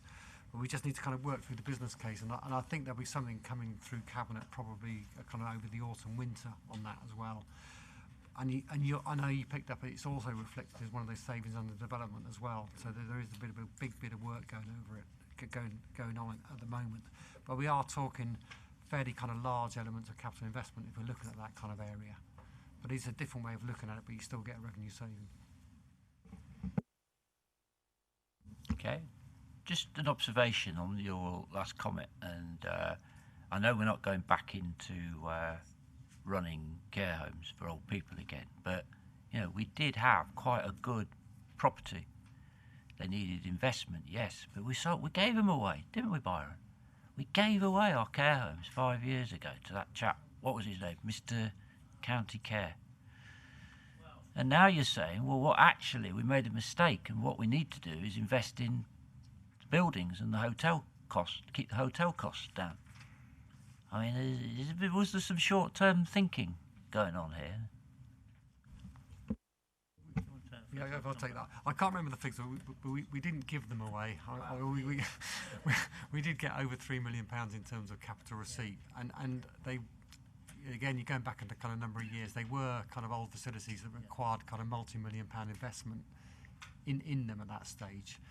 But I suppose if you kind of park that, I suppose if you look at the position as it is now, I'll say the social care market isn't in a great position. Whether we would actually be building any kind of residential care homes, I would think it's probably unlikely. I think the way that the care market has moved, it's more likely to be something around extra care or something like that.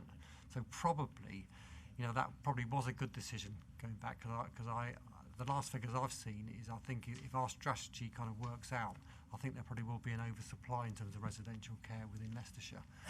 But we'd probably be looking at doing other kinds of supported living schemes rather than pure residential. Yeah, Mr. Tambini's right there. I mean, it's quite a few years ago now since we got rid of these old homes, and we did it in stages, as you recall. And the last tranche was quite controversial, but we did get paid everything, and it was all squared up in the end. That was questioned at the time. The extra care is very much now considered to be the way to go, because it holds back the full dependency that you would get from the old type care homes and the ones which are still in the private sector. And there isn't nearly enough provision of that in Leicestershire. Where we have provided it, it's very popular and it's working very well. So certainly the view is that ought to be extended. But we're buying up old homes, aren't we? Sheltered accommodation in places like Great Glen in order to do it. And we had the buildings. Couldn't we have just kept those buildings and adapted them? We'll do, yes, but we'll do some custom builds as well. We are certainly looking at certain areas of the county for it. I mean, Melton Mowbray, for example, is one area where there is some provision, but it's halfway almost. It's through in cooperation with the borough council, and the demand is greater than that anyway. So I think there, if it can be achieved, a new unit there is certainly something we're very welcomed, and certainly is still something we would strive to get. Okay, Alan Pearson. I guess just on this, it is a issue with the ageing population, and the long-term people living longer, not necessarily healthier. That's maybe balanced out a bit in the recent research, that it's sort of some of us aren't living as healthy as we should be, and most probably pop off a bit earlier. So that'll save us a bit of money, I guess. But I don't know. Just quickly on the investments, which I think is great that we're sort of getting involved in this commercial aspect. One of the things we do is the risk. I love the term judgment, but it's risk that you do take in any sort of entrepreneurial situation. So just on the figures in regard to the Loughborough, your clawback is about 14 years. So on the Lucet deal. 14 years, about that. During that 14 years, of course, there is also the aspect of, I'm not saying it will because you obviously mentioned that we get the right people in, but there's repairs and maintenance, potential void, or how do we cater to that? How do we factor in all those issues that actually could go wrong?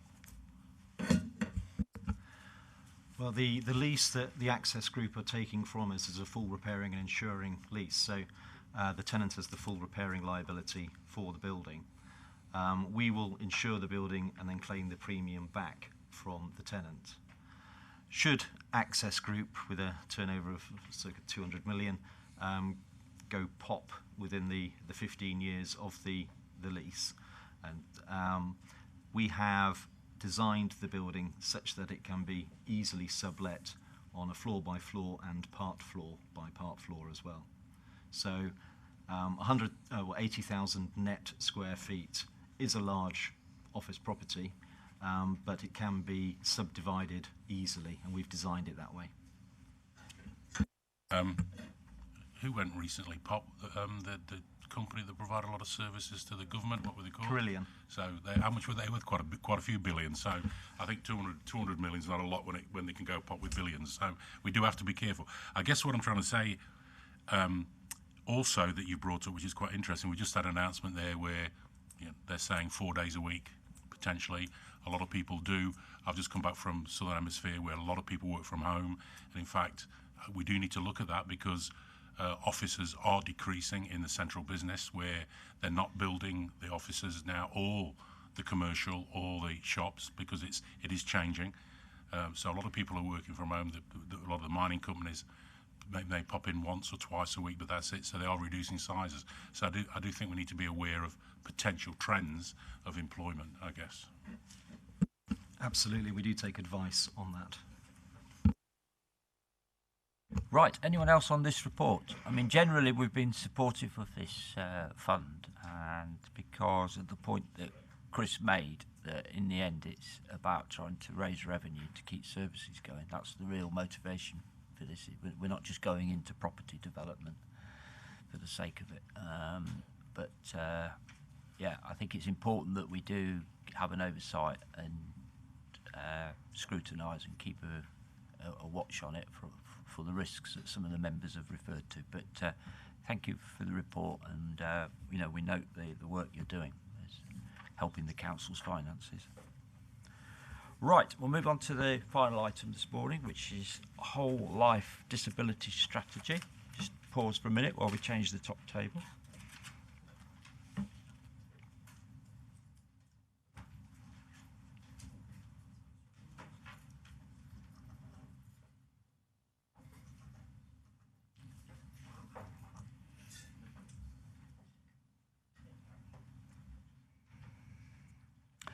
And we've got John Wilson, Director of Adults and Communities, and Jane Moore, AD, Children and Family Services. Are you going to start, John? Lead off. Thank you very much. Thank you, Chair. So this morning we're presenting a report and seeking the views of the Commission on the development of a whole life disability strategy and an associated preparing for adulthood document, both of which will be presented to Cabinet on the 14th of September. The whole life disability strategy aims to enable all disabled people, families and their carers to have a coordinated response across the County Council, and by doing so give people greater employment opportunities, better health, enhance community relationships, increase their independence. In 2017, early 2017, the Council commissioned People 2, an independent organisation, to review the Council's provision for disabled people and help us to develop the whole life disability strategy. And People 2 conducted significant consultation and engagement between January and May of 2017, which is detailed in paragraphs 27 down through to paragraph 30.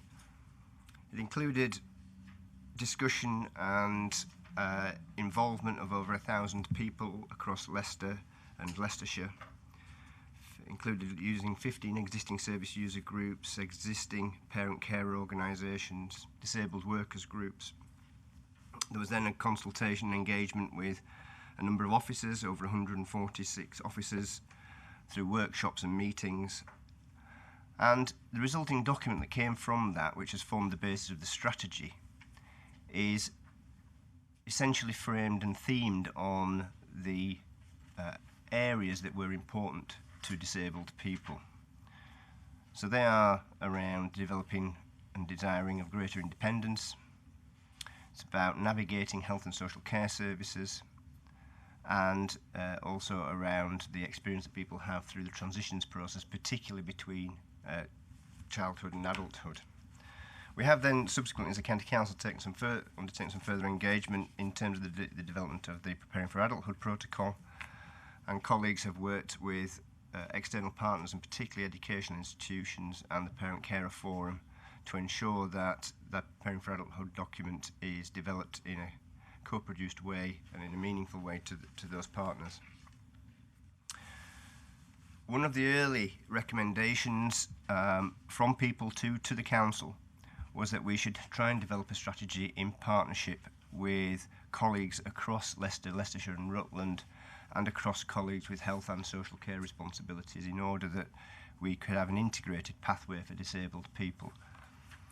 And we therefore widened the scope of the work that we were doing, and we invited partners to join us in developing the strategy, and established a partnership board which was chaired by the County Council's Chief Executive.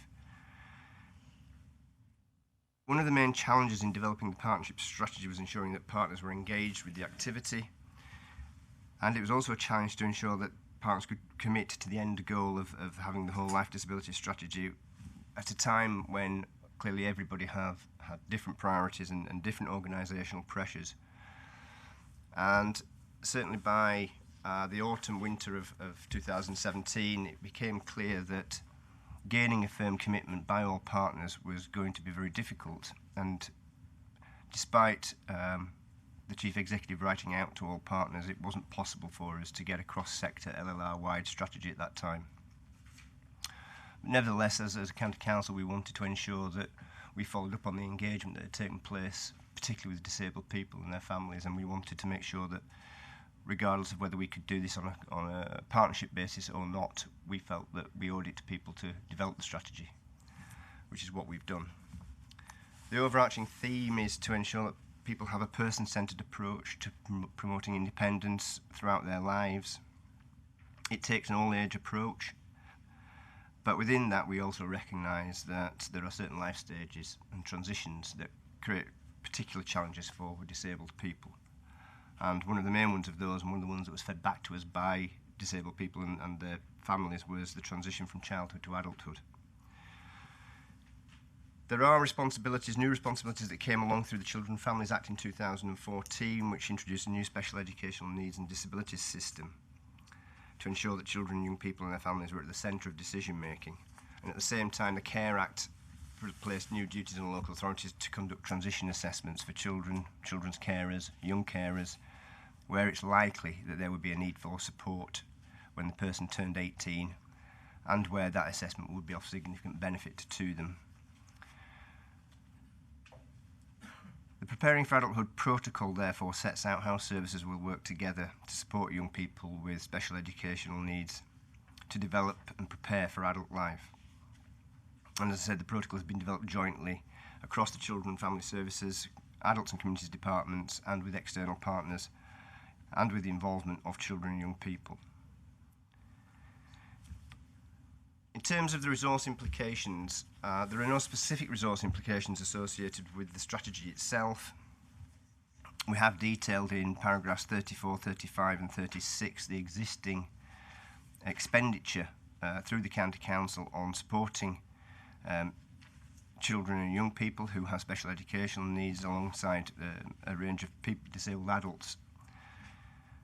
And in paragraph 36 we outline, and you've just seen within the previous reports that you've been looking at this morning, that there is a growth requirement in the existing MTFS to support the transition of children and young people into adult services. Any additional expenditure will obviously come forward as part of the MTFS planning round in 2019. I think that's probably all I need to say for the time being. Thank you, Chair. Okay, Jane, do you want to add anything? Okay. Right, so this is meant to have positive outcomes for these people. Can you give us any practical examples then of what, for a young person moving into adult, what will be different?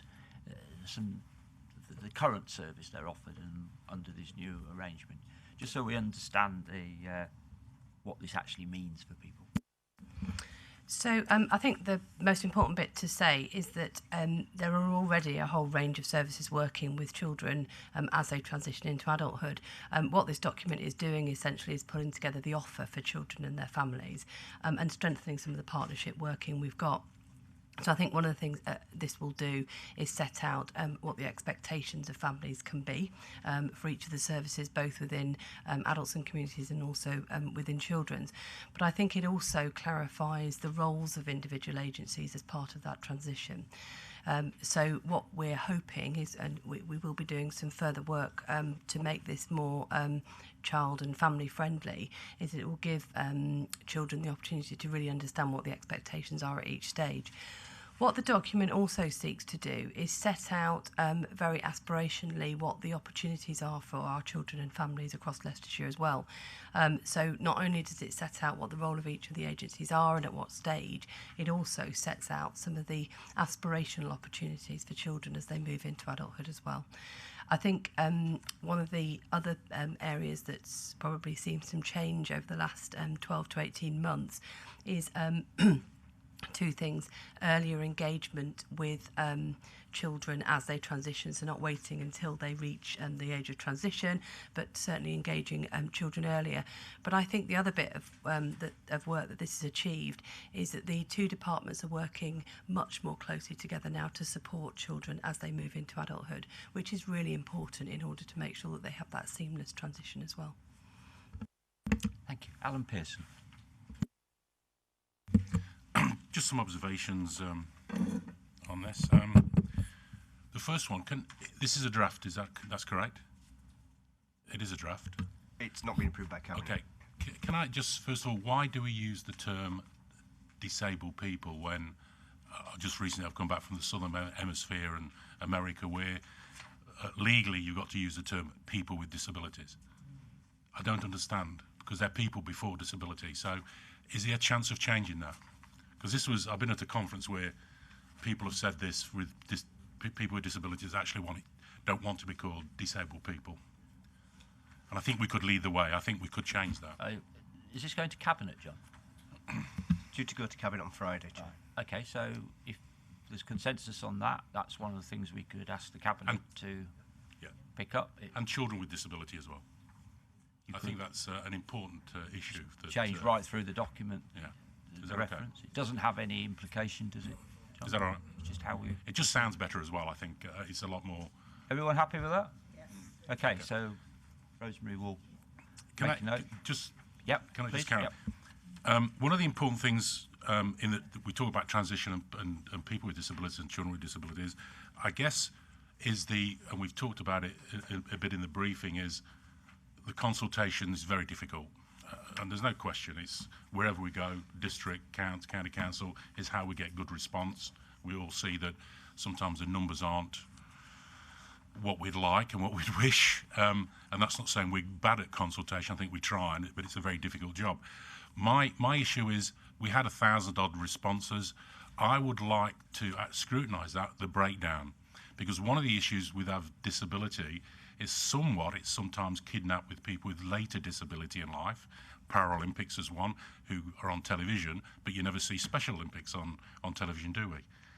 And sometimes I feel that the people with the greater needs are more ignored than the ones with lesser needs. And I think we have to be very careful. So when it comes to consultation, who we consultate, how many people who had disabilities later in life, how many with severe physical disability from birth, advocates, parents, carers, that's all important. But I'd love to know a breakdown so we don't get documents that don't provide the support and the forward thinking that we want because there's a lot of value in this, but I don't want to lose the value of what we're trying to achieve. So we get a clear picture, because in the end result, it's the people with the more severe physical disabilities that we actually should put our resources to. Is that Is the report on the consultation? It normally is on these sorts of projects, isn't there? There's people too, as I said, undertook the engagement exercise on behalf of the council. They did produce an engagement report. I'll have to go back I don't have the detail with me, but I'd have to go back and I'm sure we could find that detail. You'd supply a copy to Mr. Pearson. Yes, I'm sure we could. Yeah. Okay. Thank you for that. Just one final thing. I know on page 51 we've got advocacy. What I discovered working disability for many years is the best advocacy is from the people with disability, not necessarily the carers, not necessarily the parents, but it's the young people, the older persons, etc. And to get advocacy and consult is hard, but they will tell you what they feel they want, without sometimes the influence of carers and people around them who sometimes dominate. We know that. That's just my comments. Thank you. Thank you for your comments. Very pertinent. Jane. Yeah, just to add, as John said, the consultation was undertaken by people too, but I think one of the really important points to add is that the consultation won't add at the point at which we've developed the document.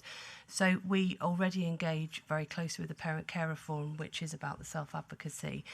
We've also, within the Children and Families Department, employed a voice worker with a specific focus around the engagement of children and families, either with special educational needs or a disability. And so therefore what we're seeing is a much more of a continuous consultation work with children and families. And again, within adults, there are other advocacy forums that are attended by service users themselves. So I think it's really important that we don't just use the consultation that developed this document, but actually it's an ongoing conversation. So we have Parent Carer Forum representatives on our SEND board, and we have regular meetings with them now. So it will be part of a regular conversation around the development and delivery of these documents as well. Okay, I've got Terry Ireland next. Thank you, Chair. These are beautiful documents, and I can really see the effort that has gone in to consulting with people who have disabilities and their families. And it filled me with hope, but they are lovely aspirations. As the mother of an adult who has learning difficulties, I understand the issues that people are coming up against with employment. I've also got hundreds of stories in my head that I can't tell you because they were told to me in confidence as a GP of the reality of what it's like to be a person with a disability and trying to go to work or to stay in work. And so I was very pleased to see the stuff about the supported employment and apprenticeships. I liked the bit where we said that bus transport, we noted that there is an issue because we now don't have free bus transport before 9:30 a.m. I know that my son has to pay £20 a week out of his universal credit to volunteer. So this is a reality for people who are trying to get into work. And it's nice to see that we are going to meet the identified outcomes of people we support. My concern is that we're raising expectations and that therefore we could be raising disappointment. And I am deeply sceptical. That's the other side of my hope, despair, because I've seen for so long people, institutions ticking their boxes, picking low-hanging fruit, and the reality is actually in the document. It doesn't look like we are in a position to fund bus passes before 9:30 in the morning. And the real piece of reality came in a document we had yesterday, Adults and Overview and Scrutiny, where we're looking at the outcomes, the numbers of people who we're hoping to have in employment. And we've got our document now says that, here we go, the percentage of people with learning difficulties in employment, we have an aspiration. I did have this page out earlier, but here we go, it's somewhere on here. Percentage of people with learning difficulty is in employment. Our milestone for 2018 to 19 was 9%. We did really well because our performance in Q1 was 11.6%. Our stretch target for 20 to 21, because we're now doing longer term targeting, is 9%. So what we are saying is that as an institution, we would actually be satisfied if we fell back from this high point of 11.6% to 9% by 20 to 21. So I love this document. I just wish I could believe in it. If we believed in it, we would have a stretch target, or at least a target that didn't take us backwards. I think I have to respond to that comment, don't I? So I think the two things there. It is an aspirational document. It's deliberately aspirational because we want to aspire to develop and to provide people with better services. I think it's also, as far as it can be, an honest and open document. So we've reflected the fact that one of the main priorities that disabled people and families fed back to us was around transport and difficulties with transport. And it would have been wrong for us not to include that when that's what they said. But we also recognise that we don't have a solution to some of those issues at the moment. So in the document we've said, you told us that transport is a difficulty. You've told us that there are issues about using bus passes between certain hours of the day. You've told us that there are parts of the county where transport for disabled people is a challenge. People with disabilities, sorry, is a challenge. Right, you'll get there. Yeah, I'll get there eventually. And we've said that we don't necessarily have a solution to that particular challenge at the moment. We'll provide people with information, we'll do everything we can to support people, but we don't have a solution. And that's being honest with people, actually. Whereas in other areas of the document we're saying, actually, we can be much more aspirational in terms of things such as accommodation and employment, moving on to employment. So you raised the issue about employment, and that is an interesting one, because as you know, we had the conversation yesterday in the Adults and Communities Scrutiny Committee around moving to this new 3-year planning process around our performance targets. And in setting those performance targets, what we've looked at is what the top quartile performance is across the country. And we're aiming to achieve that within 3 years for all of our indicators. And the top quartile performance for employment is 9%. We actually are at 11%. We are the second highest council in the country when it comes to employment for people with learning disabilities. Clearly within that document we have made some error because we haven't picked up on the fact that our stretch target is below our current performance. We need to address that within that document. The stretch target should be a stretch target. We're not anticipating, I mean, clearly, you've had the conversation already this morning that it's a difficult economic environment. There are challenges out there for all of us in terms of employment, but we should have a stretch target that is not less than our current performance, it seems to me. So I will address that within that document. Okay, Terry. Trevor Pendleton. The offer is good.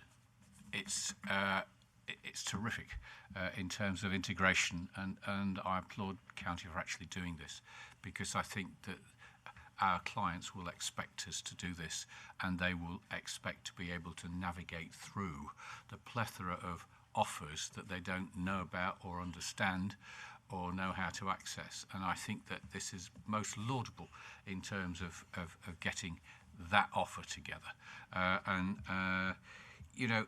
My question was going to be, what does success look like? And in actual fact, you've answered that in terms of the stats being elsewhere. And I just wanted us to bear in mind very clearly, and Terry's made the point absolutely spot on, that yes, this is super, but we do need the stats to come up with it, and you do need to be monitoring and looking at that. And I think more than anything else at the moment, what I'm finding is that what success looks like needs to be very clearly understood and needs to be worked towards, and we will do our best as scrutiny commissioners to hold your feet to the fire on that, because that now you've got it, you've grasped it, it's super. Let's good luck with it, and now let's be sure that we can bring that about. And I think that is about managing it. And actually, Chairman, thank you. Really, you both touched on it at the end. Thank you. You just don't need a response. Okay, thank you. I do apologise, Chairman. It was to be a question about what does success look like. Terry was in on that at the end there. Thank you. Rosie. Yes, I agree. Good offer, great stuff, wonderful aspiration, but I like to be devil's advocate for a moment, because if we are looking at the numbers and the estimated children and young people who are in need of long-standing care, they'll become adults and will continue to need care. So at the moment, we are very much relying on having an awful lot of a large ageing population, but many of them being self-funders. Now, if all of these children go through the system and will require the care in the long term, then we are going to face serious problems by not being able to deliver. So while aspirations are wonderful, I wonder, how do we manage expectations? Because if all of these people who are reading this, and we're aspiring to it, which is wonderful, but if we cannot meet this demand, because we know what our finances are like, how do we manage the expectations? So that is my first question. And there are an awful lot of children. And so second question, it is, you've referred to the interaction between children's services and adult social care getting better. Now, what means getting better? I think it has to be 100% in cases like this. So in order to know how many children there actually are, so we can long-term plan. So how is that being addressed? And they're just two of my basic points. If you can answer me those, thank you. I'll have a go, and Jane might want to add some comments. In terms of managing expectations, it goes back to the point I think we just touched on around being aspirational, and clearly what we don't want to do is disappoint people. One of the ways that we manage demand, both in children's services and adult services, is by working with people to enable them to become more independent. And certainly that is, as you know, it's the thread of adult social care's strategy. It's the thread of the whole life disability strategy. And certainly if we continue to do what we've always done with increasing numbers of people, that will place an enormous strain on the resources that are available. So we have to think about doing things differently. That means more people living independently outside of long-term care, because actually it provides people with better outcomes, but equally it's less resource intensive for the county council. It does mean ensuring more people are engaged in employment activities as opposed to traditional day services for the same reasons. Giving people control of their personal budgets, of the funding that comes through, has been shown to reduce cost to the local authority, because actually people make very wise choices and good decisions about how they spend their money. So I think we have to change the way that we are providing people with services, and change the services that are being commissioned through the local authority to enable people to become more independent. And as people become more independent, they will make different life choices. Most people with disabilities and their families don't actually want to be dependent on state provision. People want to have life choices opened up to them, and people will take advantage of that. So that's one of the areas that we need to kind of both be aspiring, but also manage the expectations on the local authority. Having said that, of course, there are other people who have very complex disabilities and who will always require support from the state. And we need to make sure that we've got sufficient funding for that. And we had a report again at yesterday's Overview and Scrutiny Committee around the LGA's Green Paper on Adult Social Care ahead of the Green Paper that we're expecting the government to produce, and that will have to address the funding issues in adult social care. I know that, and Jane might want to comment, there have been calls for a similar process for children's services because of the pressures that are being felt there. In terms of getting better, yes, absolutely.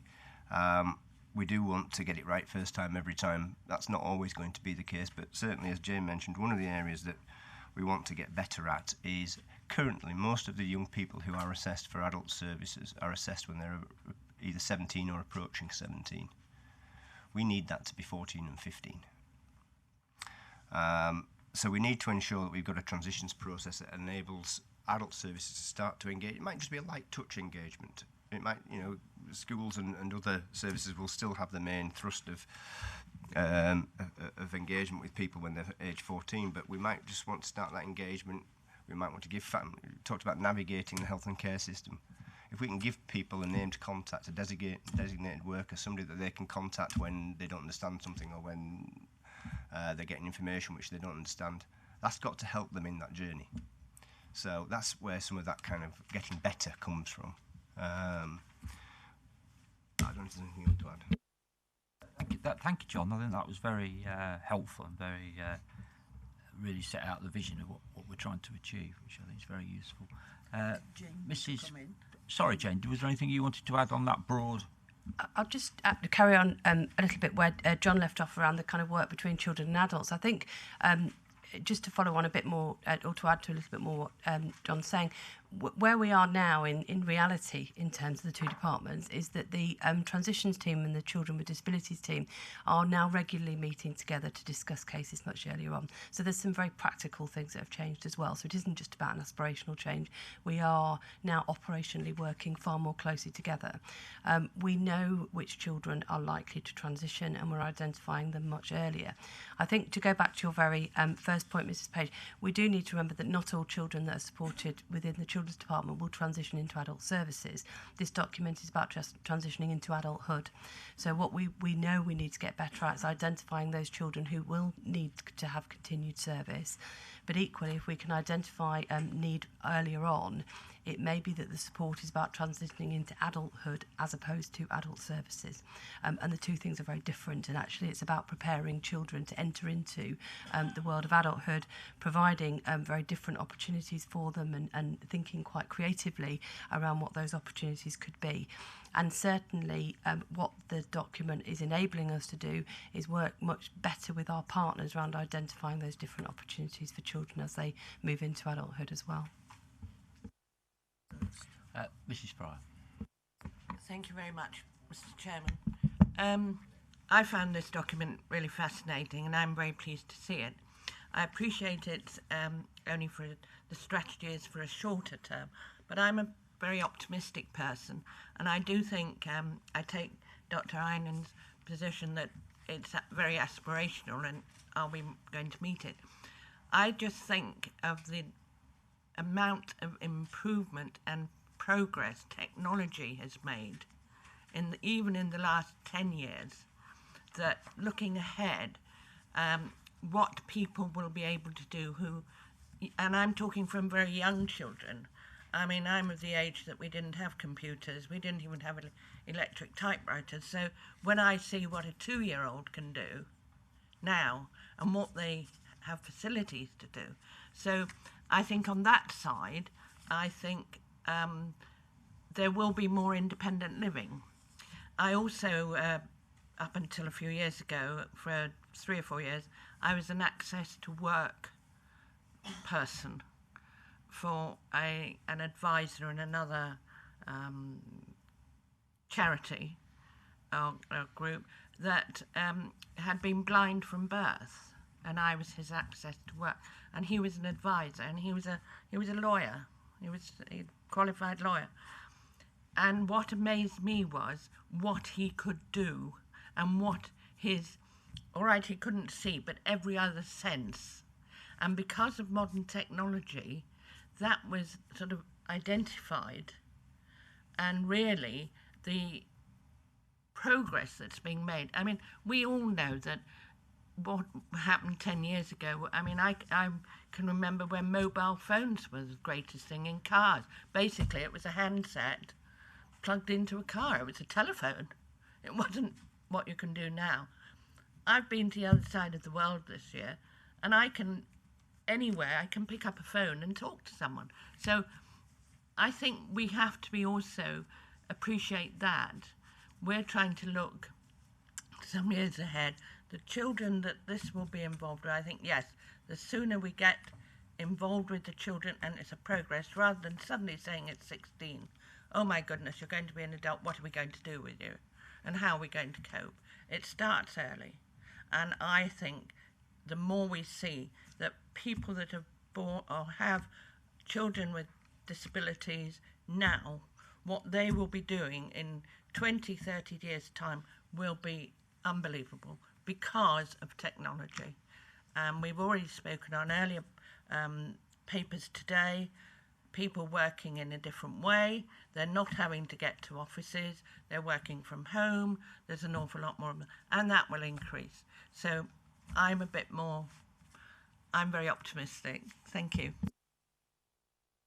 Okay, I don't think you're looking for a response for that, are you? That's your views on the report, which is very positive. Terry. Thank you, Chairman. No, I'm also very positive about the response, the report. I think it's excellent. I think it's aspirational, which is what it should be. I suppose my question really, and it leads on from what Jane said earlier, is that I didn't see much in here about prevention. So we talk on page 138, for instance, about people with health issues are more likely to develop mental issues, etc., and things of that nature. And I look at page 160, for instance, on independent living. And you've got things like there are making decisions about what to spend money on, learning to make own food and being healthy. Every child needs that, not just a child identified with learning difficulties. And if we actually do that for every child, we'd have less children who might develop health issues and learning difficulties. So to me, this has got to be holistic so it worries me that only people with learning difficulties get an annual health check. Every child should have an annual health check. They might get one. I don't know. But how do we identify these people? I went last night to a school where they had done some wonderful videos the children have produced about stopping self-harm, which results from quite often peer pressure, social media and other things. And those people could get missed out of this because they suddenly start developing mental issues as a result of peer pressure leading to self-harm. So it's a question of, to me, a lot of this could be avoided if half these things were on the basic national curriculum and we taught people how to live in the world, which is where we should start. And I don't see the link here to education and how we move people through the system. Thank you, Mr. Richardson. I agree. I think just to clarify, the information that we've put in this pathway is specifically focused on what children and young people with a disability should expect. And you're absolutely right. The expectation would be that all children would be engaging in regular health checks. I think when we produce documents like this is about us focusing on those children who are more vulnerable. So we have a similar requirement around our children in care and regular health checks. So we're being really explicit in here around the expectations, but of course that would be an expectation for all children. Your point around early identification, I think, is absolutely right. And I think the early identification issue is far broader than just the issues around children with disabilities. So yes, schools inject a whole raft of things within their curriculum around what we call citizenship, social, emotional, mental health, all of those kind of things. So as part of their curriculum, they will work with children on a whole range of issues, and that's absolutely vital. I think what's also vital is the early identification of issues within children. So we're doing a lot of work at the moment around early years and how we can identify issues much earlier in order to intervene and avoid more high-cost intervention. So I agree, I think it's important. What this document does is sets out expectations for children and young people with a disability, but of course some of these map across to the general population as well. I mean, I totally agree with that, and thank you for that. I suppose perhaps I would have done the report slightly differently. I would have done, these are what we should expect for everybody, and this is additional what we would expect for people with learning disabilities or physical disabilities.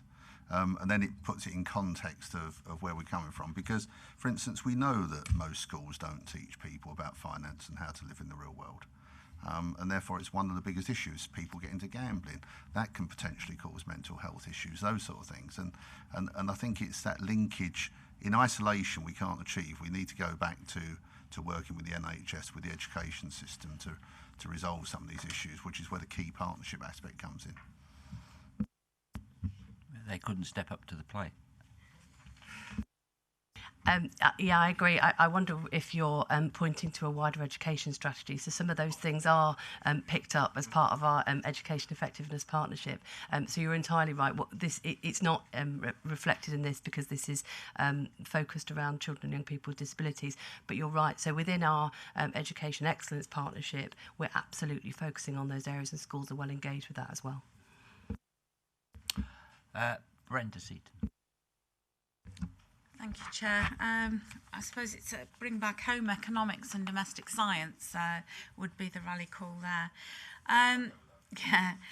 The 12 pillars of independence that you've got there, they're all positive, obviously aspirational. I just want to pick out number 7, availability of accessible and adapted housing. We're throughout this working with partners. Do those partners include developers at all? We're talking about putting young people towards their independence, going into flats, probably city centre living. Is there anything we can do there to encourage flats to be more easily adapted to disabilities? In short, the answer is yes. So I think this is about people's existing accommodation, existing housing. So working with partners in district and borough councils around adapting housing so that it meets children, young people as well as adults' needs. It's also about thinking about accommodation for the future. So that's about developing lifetime homes. It's about developing accessible accommodation that meets the happy standards. We are, as was mentioned in the previous report, we will be proposing a level of investment around the development of both specialist and non-specialist accommodation to meet the needs of older people and people with disabilities. So it's all of the above. Terry, did you want to come back? Thank you, Chair. Yes, I was inspired by Mrs. Fry's story and her positive nature, and I just wanted to comment on another aspect of this, because I totally agree with you. Assistive technology can be what people need to get them through this, absolutely. But the reality, and this is where I hope that we can actually put this authority can do something about this. The reality is that in some of our colleges of further education, not all perhaps, but the ones that I am aware of, people with specific learning difficulties will be going in for an assessment for an apprenticeship, someone with dyslexia, dyspraxia, dyscalculia, and will be expected to take their assessment without any assistive technology. No spell checkers, no calculator. To me, that is a disabling act that is being undertaken by our CFEs. It is just like getting a wheelchair user and saying, well, you can come into work, oh, but there's no lift. Oh, and it's on the 4th floor. When people have physical disabilities, we are rightly ashamed of treating people and saying you're not allowed to use your assistive technology. When it comes to learning difficulties, come on, surely we should be allowing people to use all of the aids and adaptations that they need so that they can take up the apprenticeship supported employment. Disabled people with disabilities do not want benefits. They want to be able to work and to work independently. And if we are, as a society, as in Leicestershire, allowing some of our institutions to put barriers in the way, you know, this document should be a wake-up call for all of these other institutional partners who didn't come along, as I understand it, to step up to the plate. Thank you.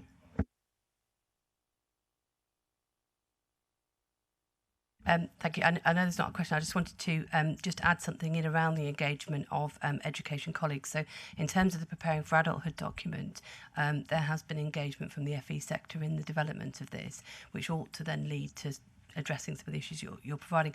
So we do now have a Preparing for Adults reference group that's now set up, which engages all of our FE colleagues as well as other education providers as well, through which therefore we will be jointly leading the delivery of this protocol. Right, going to give the last word to Alan. What am I? I think, thank you, Chair. John, I mean, it was wonderful. I think bringing the age down for assessment is wonderful.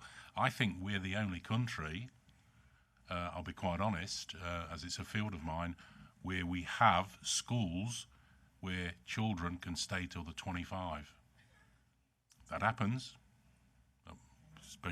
And if you go to your science and your research, your academia, people actually, we imitate. That's how people grow and learn. We imitate on each other and in conditions. So we've got primary school children in a school with 25-year-olds. Where else would that happen in a normal society? It doesn't. In fact, around the world it's banned, but we still do it here. We have terminology. I actually worked at a place called Home for the Incurables. Can you imagine? Where you're going today, well, they're putting me in Home for the Incurables. And we've changed all that. So some of the information in this document is very powerful. And I can understand now why some of the people didn't want to get engaged, because we're trying to put the pressure on them. If we don't, so it's not about really cost, and that's what worries me too. It's very important. Cost we should put to one side. Where I've worked, where we have got integration, where we actually, even the most severely physically disabled people have seen incredible improvements, incredible access, and brings the cost down. One example before we go is that I ran a program in the centre of Perth in Australia. There was no ramps. We did PPP years ago, gave them all their own money, and when the banks and when the shops realised that these people could spend the money, you know what happened? Ramps were put in for free. This is how we change, and this is how we get the cost down. But it's not a short term.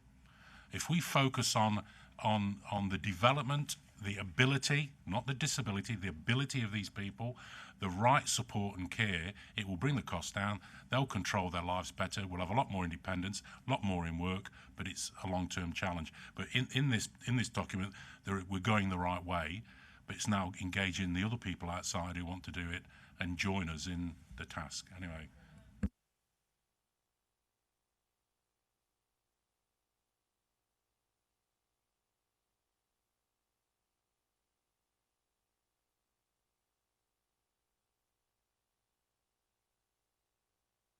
Inform that we fully support this strategy going forward.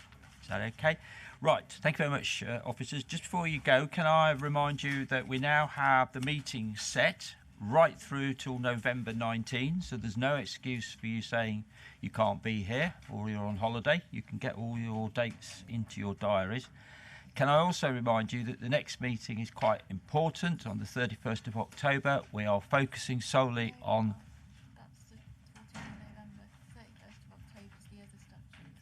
All right, I've just been corrected. 14th of November, we are focusing on the unitary status issue. And that's going to be a whole day meeting. And we're currently, commissioners are looking at who we want to hear from and take as witnesses and take evidence from on that, which will be a part of the morning session. I am quite open to hearing from any member of the council who has a view about this, whether it be for or against. Whatever side of the argument you're on, we need to do a good job and a good report of looking at this proposal. So if there are other members of the council not on this committee wish to have their say, then more than happy to hear from them. Equally, if there are any key people, witnesses or people who you think could add to the debate that you think should be able to come along and have their say, please let me know. Thank you very much.